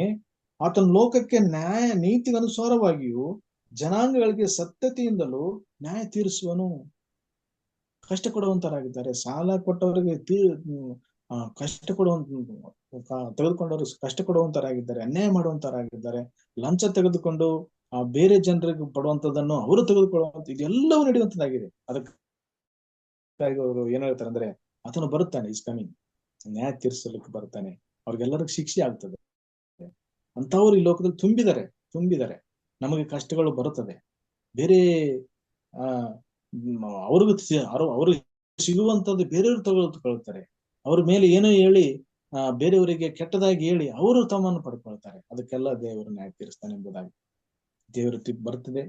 ಮಾನವರಾದ ನಾವು ತಪ್ಪು ಮಾಡಿದಾಗ ತಕ್ಷಣ ಶಿಕ್ಷೆ ಕೊಡಬೇಕೆಂಬುದಾಗಿ ತಿಳಿದುಕೊಳ್ಳುತ್ತೇವೆ. ಆದ್ರೆ ದೇವರವರಿಗೆ ಸಮಯ ಬರುತ್ತದೆ, ಅವ್ರ ಬದಲಾವಣೆ ಆಗ್ಬೋದೆಂದು ಅದು ಖಂಡಿತ ಕೇಡು ಮಾಡೋರಿಗೆ ತಪ್ಪದೆ ಶಿಕ್ಷೆ ಬರ್ತದೆ ಎಂಬುದಾಗಿ ಸತ್ಯದಲ್ಲಿ ನಮ್ಗೆ ತಿಳಿಸುವಂತರಾಗಿದ್ದಾರೆ. ಅವ್ರಿಗೂ ಕೂಡ ಕೇಡು ಬರ್ತದೆ, ಅವರು ಬದಲಾವಣೆ ಆಗ್ಬೇಕೆಂಬುದಾಗಿ ದೇವರು ಯೋಚನೆ ಮಾಡ್ತಾನೆ. ಯಾರು? ಕೆಟ್ಟವ್ರಿಗೆ ಶಿಕ್ಷೆ ಬೇಗ ಬರೋದಿಲ್ಲ. ಯಾಕೆ ಅವ್ರು ಚೆನ್ನಾಗಿದ್ದಾರೆ ಎಂಬುದಾಗಿ ನಮ್ಮ ಯೋಚನೆ ಆಗಿರ್ತದೆ, ಆಗ್ಲಿ ದೇವ್ರ ಯೋಚನೆ ಆಗಲಿ. ಆ ಕೆಟ್ಟ ಮಗನು ಬದಲಾವಣೆ ಆಗ್ಬೇಕೆಂಬುದಾಗಿ, ಆಗಬಹುದು ಎಂಬುದಾಗಿ ಅವರು ಕೂಡ ಸಮಯ ಕೊಟ್ಟಂತ ದೇವರು. ಅವ್ರಿಗೆ ಅನ್ಯಾಯ ಮಾಡುವಂತ ದೇವರಲ್ಲ. ಬದಲಾವಣೆ ಆದ್ರೆ good, you can be change life. ಅವನು ಕೂಡ ದೇವರು ಮಗನಾಗಿದ್ದಾನೆ. ಆ ಸಮಯವು ಕೂಡ ದೇವ್ರು ಕೊಡ್ತಾನೆ. ಒಂದು ಚೇಂಜ್ ಆಗಿಲ್ಲ ಅಂದ್ರೆ ಆ ಒಂದು ಕಠಿಣ ಪರಿಸ್ಥಿತಿಗಳು ಆತನ ಎದುರಿಸಬೇಕೆಂಬುದಾಗಿ ದೇವರು ಕೊಡ್ತಾನೆ. ಬಾಧೆ ಪಡುವವರು, ವಿಧಿವೇರಿಗೆ, ಅನಾಥರಿಗೆ, ಯಾರು ಶೋಷಣೆ ಒಳಗಾದವರಿಗೆ, ಅಂತವರಿಗೆ ದೇವರು ಬಿಡುಗಡೆ ಮಾಡುತ್ತಾನೆ. ಕಷ್ಟಪಡೋರಿಗೆ, ದುಃಖದಲ್ಲಿದ್ದವರಿಗೆ ದೇವರು ಸಹಾಯ ಮಾಡಿ, ಕಷ್ಟಪಟ್ಟವರಿಗೆ, ಶೋಷಣೆ ಪಡೋವರಿಗೆ ಶಿಕ್ಷೆ ಕೊಡುತ್ತಾನೆ ಎಂಬುದಾಗಿ ನಾವು ನೋಡುತ್ತೇವೆ. ಬಡವರು ಏನು ಕೇಳ್ತಾರೆ? ಸಮಯಕ್ಕೆ ಸ್ವಲ್ಪ ಊಟ ಮಾಡ್ಲಿಕ್ಕೆ ಇದ್ದರೆ ಸಾಕೆಂಬುದಾಗಿ ಅನೇಕರು ಇದ್ದಾರೆ. ಸಣ್ಣ ಮನೆ, ಎಂತಹ ಬಡವರಿಗೆ ಮೋಸ ಮಾಡಿ ಸ್ವಲ್ಪ ಹಣವನ್ನು ಕೊಡುತ್ತಾ ಎಕ್ಸ್ಪ್ಲೈಟ್ ಮಾಡುತ್ತಾರೆ. ಆದ್ರೆ ನಾವು ಈ ತರ ಮಾಡದೆ ನಮ್ಮ ಕೈಲಾದ ಸಹಾಯ ಮಾಡಬಹುದು. ಅನ್ಯರು ಇವತ್ತು ಅಮಾವಾಸ್ಯೆ, ಮಂಗಳವಾರ ಹಣ ಇಲ್ಲ ಎಂಬುದಾಗಿ 2 ದಿನಗಳು 3 ದಿನಗಳು ಆ ಕೂಲಿ ಮಾಡಿದವ್ರಿಗೆ ಹಣ ಕೊಡೋದಿಲ್ಲ. ಅಂತವರಿಗೆ ದೇವರು ನಮ್ಗೆ ಏನ್ ಹೇಳ್ತಾನೆ? ಆ ತರ ನೀವು ಮಾಡ್ಬೇಡ್ರಿ. ದಿನಗೂಲಿಗಳು ಅವ್ರ ಊಟಕ್ಕೆ ಬೇಕಾದ ಹಣ ಬೇಕು, ಇಂಥ ಪರಿಸ್ಥಿತಿಯಲ್ಲಿ ಅವರಿಗೆ ಕಷ್ಟ ಕೊಡಬಾರದೆಂದು ದೇವರು ನಮಗೆ ಹೇಳುವಂತರಾಗಿದ್ದಾರೆ. ಸೊ ಈ ರೀತಿಯಲ್ಲಿ ದೇವರು ನಮ್ಗೆ ಅಭಯಹಸ್ತದ ವಚನಗಳು, ಧೈರ್ಯ ಕೊಡುವಂತ ವಚನಗಳು ನಮ್ಗೆ ಹೇಳ್ತಾರೆ. ಅಂದ್ರೆ ನೀವು ಆ ತರ ಇರಬಾರದು, ಸಹಾಯ ಮಾಡ್ಬೇಕು, ಕಷ್ಟದಲ್ಲಿದ್ದವರಿಗೆ ನೀವು ಸಹಾಯ ಮಾಡ್ರಿ ಎಂಬುದಾಗಿ. ನಾವು ಬಡವರೇ, ಆದ್ರೆ ನಮಗೂ ಏನಂದ್ರೆ ಅಂತ ಗುಣಗಳು ನಮ್ಮ ಹತ್ರ ಇರಬಾರದು ಎಂಬುದಾಗಿ ದೇವರು ನಮ್ಮನ್ನು ಬದಲಾವಣೆ ಮಾಡಕ್ಕೆ ಇರ್ತಕ್ಕಂಥ ಪರಿಸ್ಥಿತಿಗಳು, ನಮ್ಮ ಕಷ್ಟಗಳು ಇರುತ್ತೆ. ನಾವು ಈ ಫಾರ್ ಎಕ್ಸಾಂಪಲ್ ನೋಡೋಣ, ಜಾನ್ ಡೇವಿಡ್ ಅವರು ನಮ್ಮ ಮಧ್ಯದಲ್ಲಿದ್ದಾರೆ. ಅವರು ಭಕ್ತಿಪೂರ್ವಕವಾದ ಜೀವನ ನಡೆಸಲಿಕ್ಕೆ ಅವರು ಖಂಡಿತ ಅವರು ಇರಬೇಕೆಂಬುದಾಗಿ ದೇವರ ಉದ್ದೇಶ. ಈಗ ಅವ್ರ ಮಕ್ಕಳ ಮುಖಾಂತರ ಅವರು ಮುಂದೆ ಅವ್ರ ಭವಿಷ್ಯವನ್ನು ರೂಪಿಸುವಂತ ದೇವರು ಅವರಿಗೆ ಮುಂದಿಟ್ಟಿದ್ದಾರೆ. ಆದ್ರೆ ನಮ್ಮ ಭಕ್ತಿಯಲ್ಲಿ ನಾವು ನಿರಂತರ ಇರಬೇಕೆಂಬುದಾಗಿ ಉದ್ದೇಶ. ಅಷ್ಟೇ ಆಗ್ಲಿ, ನಾವು ಶೋಷಣೆ ಆಗ್ಬೇಕು, ಕಷ್ಟಪಡ್ಬೇಕು, ಬಹಳ ಅನುಭವಿಸ್ಬೇಕೆಂಬುದಾಗಿ ಅಲ್ಲ. ಪ್ಲೀಸ್, ನಮ್ಮ ದೇವ್ರ ಉದ್ದೇಶ ಅಂದ್ರೆ ನಾವೆಲ್ಲರೂ ಆ ಪರಲೋಕ ಬಾಧ್ಯತೆಗೆ ಒಳಗಾಗಬೇಕೆಂಬುದಾಗಿ ಉದ್ದೇಶ ಇರೋದ್ರಿಂದ ಮಾತ್ರ ಅಂತ ಕಷ್ಟಗಳು ನಮ್ಗೆ ಬರುತ್ತದೆ. ಅದನ್ನ ಫೇಸ್ ಮಾಡ್ಬೇಕಷ್ಟೇ, ನಾವ್ ಏನಿಲ್ಲ. ಖಂಡಿತ ಸಹಾಯ ಮಾಡುತ್ತಾನೆ. ಕೀರ್ತನೆಗಳು 7ನೇ ಸಂಧಿ 6ನೇ ಕೆಲವಚನ, ದೇವರ ಶಿಕ್ಷೆಯಿಂದ ತಪ್ಪಿಸಿಕೊಳ್ಳಕ್ಕೆ ಸಾಧ್ಯವಿಲ್ಲ. ಆತನು ಯುದ್ಧಶೂರನು, ಆತನಿಗೆ ವಿರುದ್ಧ ಹೋಗಲು ಸಾಧ್ಯವಿಲ್ಲ. ಖಂಡಿತ ನಮಗೆ ಏನು ಮಾಡ್ತಾನೆ? ಸಹಾಯ ಮಾಡುತ್ತಾನೆ ಎಂಬುದಾಗಿ ಆ ಒಂದು ಕೀರ್ತನೆಯಲ್ಲಿ ದಾವೀದನ ಒಂದು ಅನುಭವವನ್ನು ಅಲ್ಲಿ ಬರೆಯಲ್ಪಟ್ಟಿದೆ. ಅದನ್ನ ಆ ಅನುಭವವನ್ನು ಪಡೆದು ಆತನು ಆ ದೇವರಲ್ಲಿ ಆನ್ಸರನ್ನು ಪಡ್ಕೊಂಡು ಜಯಶಾಲಿಯಾಗಿದ್ದಾನೆ. ಯಾರು? ದಾವೀದನು. ಘನಗಾಂಭೀರ್ಯವುಳ್ಳ ಯುದ್ಧವೀರನು ಎಂಬುದಾಗಿ ದೇವರು ನಮಗೆ ಆ ಒಂದು ಕೀರ್ತನೆಗಳಲ್ಲಿ ಬರೆಯಲ್ಪಟ್ಟಿದೆ. ಸೃಷ್ಟಿಕರ್ತ, ಈ ವಿಶ್ವವನ್ನು ಪರಿಪಾಲಿಸುವಂತ ದೇವರು ನಮ್ಮನ್ನು ಏನ್ ಮಾಡ್ತಾರೆ? ಶತ್ರುಗಳಿಂದ ಕಾಪಾಡುವ ಸರ್ವಶಕ್ತನು. ನಾವು ಮರಣದ ಕಷ್ಟದಲ್ಲಿ ಬಿದ್ದಿದ್ದೇವೆ ಎಂಬುದಾಗಿ, ನನ್ನ ವಿರೋಧಿಗಳು ನನ್ನ ಪಕ್ಷದಲ್ಲಿ ಇದ್ದಾರೆ ಎಂಬುದಾಗಿ, ಅನ್ಯರು ನನ್ನನ್ನು ನಾಶ ಮಾಡಲು ಕೂತಿದ್ದಾರೆ ಎಂಬುದಾಗಿ ಕೀರ್ತನೆಗಳಲ್ಲಿ ದಾವೀದನು ಹೇಳ್ತಾನೆ. ಆದರೂ ಅವನಿಗೆ ಅಭಯ ಆಗ್ತದೆ ಏನಂದ್ರೆ, ಅವನು ಕೇಳ್ಕೊಳ್ತಾನೆ, ಶತ್ರುಗಳಾಗ್ಲಿ ಯುದ್ಧ ಮಾಡಿ ಅವನು ಸೋಲಿಸ್ಬೇಕೆಂಬುದಾಗಿ ಮಾಡ್ಲಿ, ಅಥವಾ ಸೌಲನು ಆತನನ್ನು ಕೊಲ್ಲಬೇಕೆಂಬುದಾಗಿ ಯೋಚನೆ ಮಾಡಿ ಏನು ಮಾಡಿದ್ರು ಕೂಡ ಅವನು ಭಕ್ತನ ದಾವೀದನು ಏನ್ ಮಾಡ್ತಾನೆ? ಅವನನ್ನು ಕೇಳ್ಕೊಳ್ತಾನೆ, ವಿಜ್ಞಾಪನೆ ಮಾಡ್ತಾನೆ, ಸ್ವಾಮಿ ಇದೆಲ್ಲ ನನ್ನ ಮುಂದಿದೆ, ನನ್ನ ಹಿಂದೆ ಅವರೆಲ್ಲರೂ ನಿಂತಿದ್ದಾರೆ, ನನ್ನ ನಾಶ ಮಾಡ್ಬೇಕಿದ್ದಾರೆ ಸ್ವಾಮಿ ಅಂದಾಗ ಅವ್ರಿಗೆಲ್ಲರಿಗೂ ಉದಾಹರಣೆಯಲ್ಲಿ ನೋಡುತ್ತೇವೆ, ಆ ಮಗನಿಗೆ ಜಯ ಬರ್ತದೆ. ಕಷ್ಟಗಳನ್ನು ತೀರಿಸುವಂತ ದೇವರು ಯೇಸು ಸ್ವಾಮಿ, ಯೆಹೋವ ದೇವರೊಬ್ಬರೇ. ಅದಕ್ಕೆ ನಾವು ಧೈರ್ಯ ಕೊಡ್ತೇನೆ. ಅಂದ್ರೆ ನಾವು ಕಷ್ಟದಲ್ಲಿ ನಾವೆಲ್ಲರಿದ್ದೇವೆ. ಕಷ್ಟ ಯಾವುದೋ ಒಂದು ತೊಂದರೆ, ಹಣದ ಆಗಿರ್ಬೋದು, ಬೇರೆ ವಿಷಯದಲ್ಲಾಗಿರ್ಬೋದು, ಮಕ್ಕಳ ವಿಷಯದಲ್ಲಾಗಿರ್ಬೋದು, ಯಾವುದೋ ತೊಂದರೆ ಇದ್ದೇವೆ. ಬ್ರಿಂಗ್ ಟು ದ ಗಾಡ್ ಅಂತ ಅವರ ಉದ್ದೇಶ ಅಷ್ಟೇ.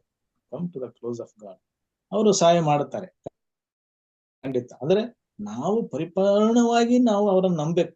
ಅದಕ್ಕೆ ಅವರು ನಮಗೆ ಈ ಸಮಯಗಳನ್ನ ನಮ್ಗೆ ವಹಿಸ್ಕೊಟ್ರೆ ಅಷ್ಟೇ. ಅದಕ್ಕಾಗಿ ನಾವು please bring all of our supplication to God ಎಂಬುದು. ಅನ್ಯ ಜನರು ರಾಜಕೀಯವಾಗಿ ಬಲವುಳ್ಳವರು, ಆರ್ಥಿಕವಾಗಿ ಬಲವುಳ್ಳವರು ನನ್ನನ್ನು ಹಿಂಸಿಸುತ್ತಾರೆ ಎಂದು ಕೇಳಿಕೊಳ್ಳುತ್ತಾನೆ. ಕೀರ್ತನೆಗಾರನು ಇಂತಹ ಒಂದು ಪರಿಸ್ಥಿತಿಯನ್ನು ದೇವರು ಹೊರಗೆ ತಂದು ಸಹಾಯ ಮಾಡುವಂತ ದೇವರಾಗಿದ್ದ. ಕೀರ್ತನೆ 18:10 ಆತ ನನಗೆ ಸಹಾಯ ಮಾಡ್ಲಿಕ್ಕೆ ಕೆರುಬಿಯರ ಮೇಲೆ ಬಂದಿದ್ದಾನೆ, ದೇವರು ಸಹಾಯ ಮಾಡುತ್ತಾನೆ ಎಂಬುದಾಗಿ 18ನೇ ಒಂದು ಕೀರ್ತನ 10ನೇ ವಚನದಲ್ಲಿ ಬರೆಯಲ್ಪಟ್ಟಿದೆ. ಕೀರ್ತನೆ 76:3-9 ದೇವರು ಮಾಡ್ತಾರೆ, ದುಷ್ಟರ ಬಾಣಗಳನ್ನು ಮುರಿದು ಬಿಡುತ್ತಾನೆ. ಅವರಿಗೆ ಎಷ್ಟು ಶ್ರೀಮಂತರಾದರೂ ಸಹ ಅಂತವರನ್ನು ನಾಶ ಮಾಡ್ಲಿಕ್ಕೆ ದೇವರು ನಮಗೆ ಸಹಾಯ ಮಾಡುತ್ತಾನೆ. ನಮ್ಮ ಶತ್ರುಗಳನ್ನು ಶಿಕ್ಷಿಸಿ ನಮ್ಮನ್ನು ಕಾಪಾಡುವಂತ ದೇವರು ನಮಗಿದ್ದಾನೆ ಎಂಬುದಾಗಿ ಕೀರ್ತನೆಗಳಲ್ಲಿ ದಾವೀದನು ಅದೆಲ್ಲನೂ ಅನುಭವಿಸಿ ಅವರನ್ನು ನಾವು ನೋಡುವ ಹಾಗೆ ಆ ದಾವೀದನು ಬಹಳ ಭಕ್ತನಾಗಿ ದೇವರಿಗೆ ಗೆಳೆಯನಾಗಿ friend of my own heart ಎಂಬುದಾಗಿ ಹೇಳ್ತಾನೆ. ಸೊ ಅಷ್ಟು ಅನ್ಯೂನ್ಯತೆ, ಎಷ್ಟು ಕಷ್ಟ ಬರ್ತದೆ ಅಷ್ಟು ಕ್ಲೋಸ್ ಆಗಿ ಹೋಗ್ತಿದ್ದವ. ಸೊ ಹಂಗಾಗಿ ಕೀರ್ತನೆಗಳ 144 5-7 ದೇವರು ಪರ್ವತಗಳನ್ನು ನಾಶ ಮಾಡುತ್ತಾನೆ, ಕಂಪಿಸುವಂತೆ ಮಾಡುತ್ತಾನೆ. ಇದೆಲ್ಲವೂ ದೇವರ ಕೈಯಲ್ಲಿ, ಆತನ ಸೃಷ್ಟಿಕರ್ತನಾಗಿದ್ದರಿಂದ ಆತನ ಏನಾದರೂ ಮಾಡಿ ನಮಗೆ ಸಹಾಯ ಮಾಡ್ಲಿಕ್ಕೆ ಸಾಧ್ಯವುಂಟು. ಬರಗಾಲದಲ್ಲಿ ಊಟ ಕೊಡುವಂತ ದೇವರು, ಮರುಭೂಮಿಯಲ್ಲಿ ಬೆಳೆಯನ್ನು ಬೆಳೆಸುವಂತ ದೇವರು, ಕಲ್ಲಿನಲ್ಲಿ ನೀರು ಬರುವಂತ ದೇವರು ಇದ್ದಾನೆ. ನಮಗೆ ಇಷ್ಟು ದೇವರಿರುವಾಗ ನಾವೇನ್ ಮಾಡ್ತೇವೆ, ನಮ್ಮನ್ನು ನಾವು ಕಷ್ಟದಲ್ಲಿ ಬೇಕಂತ ದೇವರು ನಮ್ಗೆ ಕೊಡುತ್ತಾನೆ. ಅದನ್ನ ಮುಖ್ಯವಾಗಿ ನಾವು ಅವರಿಗೆ ಭಕ್ತರಾಗಬೇಕೆಂಬುದಾಗಿ, ಇಂಥ ಸ್ತ್ರೀಗಳ ಕೈಯಿಂದ ನನ್ನ ದೇವರು ಬಿಡಿಸಿಕೊಳ್ಳುತ್ತಾನೆ ಎಂಬುದಾಗಿ, ಸೌಲನ ಸೈನ್ಯದಿಂದ ಬಿಡಿಸಿದಂತ ದೇವರು ನಮಗೆ ಈ ರೀತಿಯಲ್ಲಿ ಸಹಾಯ ಮಾಡುತ್ತಾನೆ ಎಂಬ ದಾವೀದನು ಹೇಳುತ್ತಾನೆ. ಸಮಯ ಆಗ್ತಾ ಇದೆ, ನಾವು ಕ್ಲೋಸ್ ಮಾಡೋಣ. ಕೀರ್ತನೆಗಳು 9:18 ವಚನ, ಯಾರ ಅವಶ್ಯಕತೆಗಳಿರುತ್ತಾರೋ ಅವರನ್ನು ಮರೆತು ಬಿಡುವ ದೇವರು ಅಲ್ಲ, ಬಡವರ ಆಸೆ ತೀರಿಸುವಂತ ದೇವರು, ಮತ್ತೆ ಊಟ ಬಟ್ಟೆ ಮನೆ ಇಲ್ಲದಂತ ಅನೇಕ ಜನರನ್ನು ನೋಡುತ್ತೆ, ಅಂತವರನ್ನು ಕೂಡ ಪರಂಪರಿಸಿ ಕಾಪಾಡುವ ದೇವರು, ನಮ್ಮ ಆಸೆಗಳನ್ನು ತೀರಿಸುವಂತ ದೇವರು ಎಂಬುದಾಗಿ ನಾವು ನೋಡುತ್ತೇವೆ. ನಾನು ಕೀರ್ತನೆ ಹೇಳ್ತಾನೆ, ಕೀರ್ತನೆಗಾರನು 37ನೇ ಸಂಧಿ ವಚನ ಓದ್ಕೊಳ್ಳೋಣ, ಆಮೇಲೆ ಮುಕ್ತಾಯ ಮಾಡೋಣ. ಕೀರ್ತನೆಗಳ 37.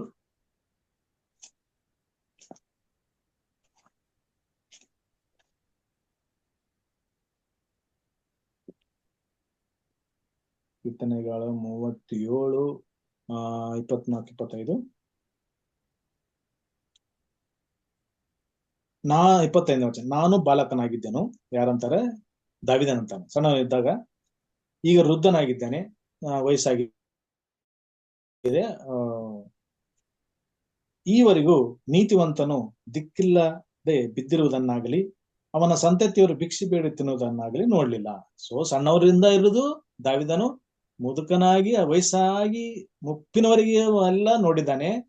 ದೇವರಲ್ಲಿ ನಂಬಿಕಿಟ್ಟವರು, ಪ್ರಾರ್ಥನೆ ವಿಜ್ಞಾಪನೆ ಮಾಡಂತದವರು, ಆತನ ಭಕ್ತಿಯಲ್ಲಿ ಇರುವಂತ ಯಾವ ಕ್ರೈಸ್ತ ವಿಶ್ವಾಸಿಯು ಈ ಪರಿಸ್ಥಿತಿ, ಕೆಟ್ಟ ಪರಿಸ್ಥಿತಿ ಬಂದಿಲ್ಲ. ಅವ್ರ ಮಕ್ಕಳು ಭಿಕ್ಷೆ ಬೇಡಿ ತಿನ್ನೋದನ್ನು ನೋಡಿಲ್ಲ, ಅವ್ರ ಸಂತತಿಯವರು ಮಾಡಿಲ್ಲ. ಈಗ ನೋಡುತ್ತೇವೆ 7th Adventist ಎಷ್ಟೋ ಹಳ್ಳಿಗಳಿಂದ ಬಂದಂತ ಪಾಸ್ಟರ್ಗಳು, ಅವರ ಸೇವೆಯನ್ನು ಮಾಡಿದಂತ ಪಾಸ್ಟರ್ಗಳು, ಎಷ್ಟೋ ಮಕ್ಕಳು ದೊಡ್ಡವರಾಗಿ ಬೇರೆ ದೇಶಗಳಲ್ಲಿ ಅವರು ಬಹಳ ಉನ್ನತವಾದ ಹುದ್ದೆಗಳನ್ನ ಮಾಡಿ ಅವರೆಲ್ಲರಿದ್ದಾರೆ. ನಮಗೆ ಎಲ್ಲ ಗೊತ್ತಿದೆ. ಅಂತಹ ಪರಿಸ್ಥಿತಿ ಅವರೆಲ್ಲ ಹೆಂಗಾದ್ರ ಅಂದ್ರೆ, ಅವರಲ್ಲಿ ಏನು ಇಲ್ಲ, ಒನ್ಲಿ ನಂಬಿಕೆಯಿಂದ ಅವರು ಕೆಲಸ ಮಾಡೋದು. ಸಣ್ಣ ಸಣ್ಣ ಕೆಲಸಗಳಿದ್ದವರು ಕೂಡ ದೊಡ್ಡ ವ್ಯಕ್ತಿಗಳಾಗಿ ಅವರು ಈ ಲೋಕದಲ್ಲಿ ಸಂತೋಷದ ಜೀವನ ನಡೆಸುವಂತ ಜೀವನ ದೇವರು ನಮ್ಗೆ ಕೊಟ್ಟಿದ್ದಾನೆ. ಇಷ್ಟೇ ನಮಗಿರುವಂತದ್ದು ಏನಂದ್ರೆ, ನಮ್ಮ ಕಷ್ಟಗಳು ಕಾರ್ಪಣ್ಯಗಳು ಬಂದಂತ ಸಮಯದಲ್ಲಿ ಯಾವತ್ತೂ ದೇವರನ್ನು ಬಿಟ್ಟು ಹೋಗಬಾರದು ಎಂಬ ಉದ್ದೇಶ ಅಷ್ಟೇ. ದೇವರು ಖಂಡಿತ ನಮಗೆ ಸಹಾಯ ಮಾಡುತ್ತಾನೆ, ಒಳ್ಳೆಯ ಒಂದು ಭವಿಷ್ಯವನ್ನು ನಮ್ಗೆ ರೂಪಿಸ್ತಾನೆ, ಪರಲೋಕದ ಬಾಧ್ಯತೆಯನ್ನು ಕೂಡ ಕೊಡುವಂತ ದೇವರಾಗಿದ್ದಾನೆ.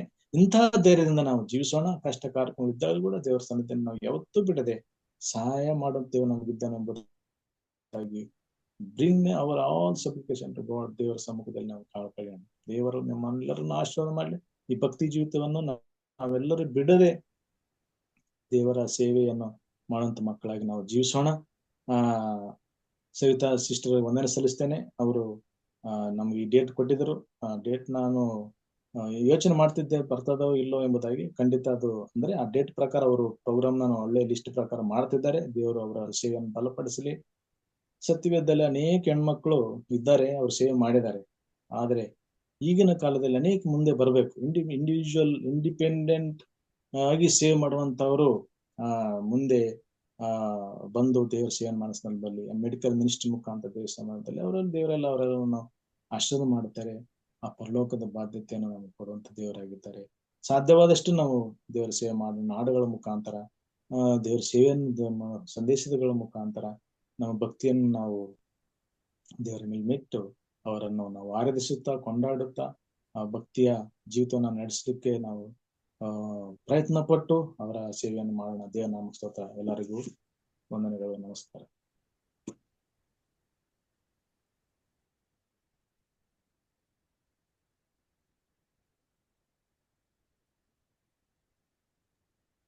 ಧನ್ಯವಾದಗಳು. ಉತ್ತಮವಾದಂತ ಪಾಠಕ್ಕಾಗಿ, ಇವತ್ತಿನ ಆರಾಧನೆಗಾಗಿ ಹಿರಿಯರಾದಂತ ಜಾನ್ಸನ್ ಸಣ್ಣಪ್ಪ ಅವರಿಗೆ ವಂದನೆಗಳನ್ನ ಸಲ್ಲಿಸ್ತೇನೆ. ಕರ್ತನ ಅವರನ್ನು ಆಶೀರ್ವಾದ ಮಾಡಲಿ. ಈಗ ನಾವು ಪ್ರಾರ್ಥನೆ ವಿಜ್ಞಾಪನೆಗಳಿಗೆ ಹೋಗೋಣ. ಆ ಪ್ರಾರ್ಥನೆ ವಿಜ್ಞಾಪನೆಗಳಿದ್ದರೆ ದಯಮಾಡಿ ಹಂಚಿಕೊಳ್ಬೇಕೆಂಬುದಾಗಿ ಕೇಳ್ಕೊಳ್ತೇನೆ. ಶೇರ್ ಮಾಡಿದ್ದೇನೆ pastor. Pastor, good morning. Pray for my family. Good morning. ಅವರ ಕುಟುಂಬಕ್ಕೋಸ್ಕರ ಪ್ರಾರ್ಥನೆ ಮಾಡೋಣ.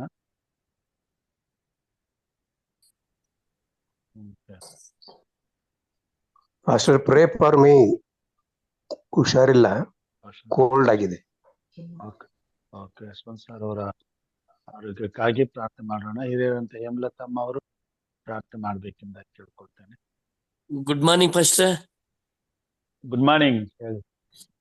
ವಜ್ರಮ್ಮ, ಅನುರಾಧ ಶೇರ್ ಮಾಡಿದ್ದೇನೆ. ಓಕೆ, ಇದೆಲ್ಲ ಲಿಸ್ಟ್ ಚಾರ್ಟ್ ಅಲ್ಲಿ ಹಾಕಿದ್ದಾರೆ. ಹೇಮಲತಾ ಭಕ್ತರಾಜಮ್ಮ ಅವರು ಪ್ರಾರ್ಥನೆ ಮಾಡ್ಬೇಕೆಂದಾಗಿ ಕೇಳ್ಕೊಳ್ತೇನೆ.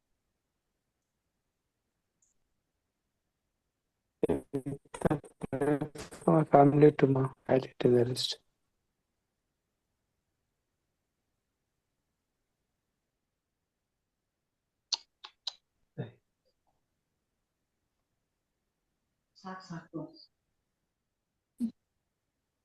ಏನಾಯ್ತು ಅಂತ ಗೊತ್ತಿಲ್ಲ. ಚಾರ್ಟ್ ಅಲ್ಲಿದೆ.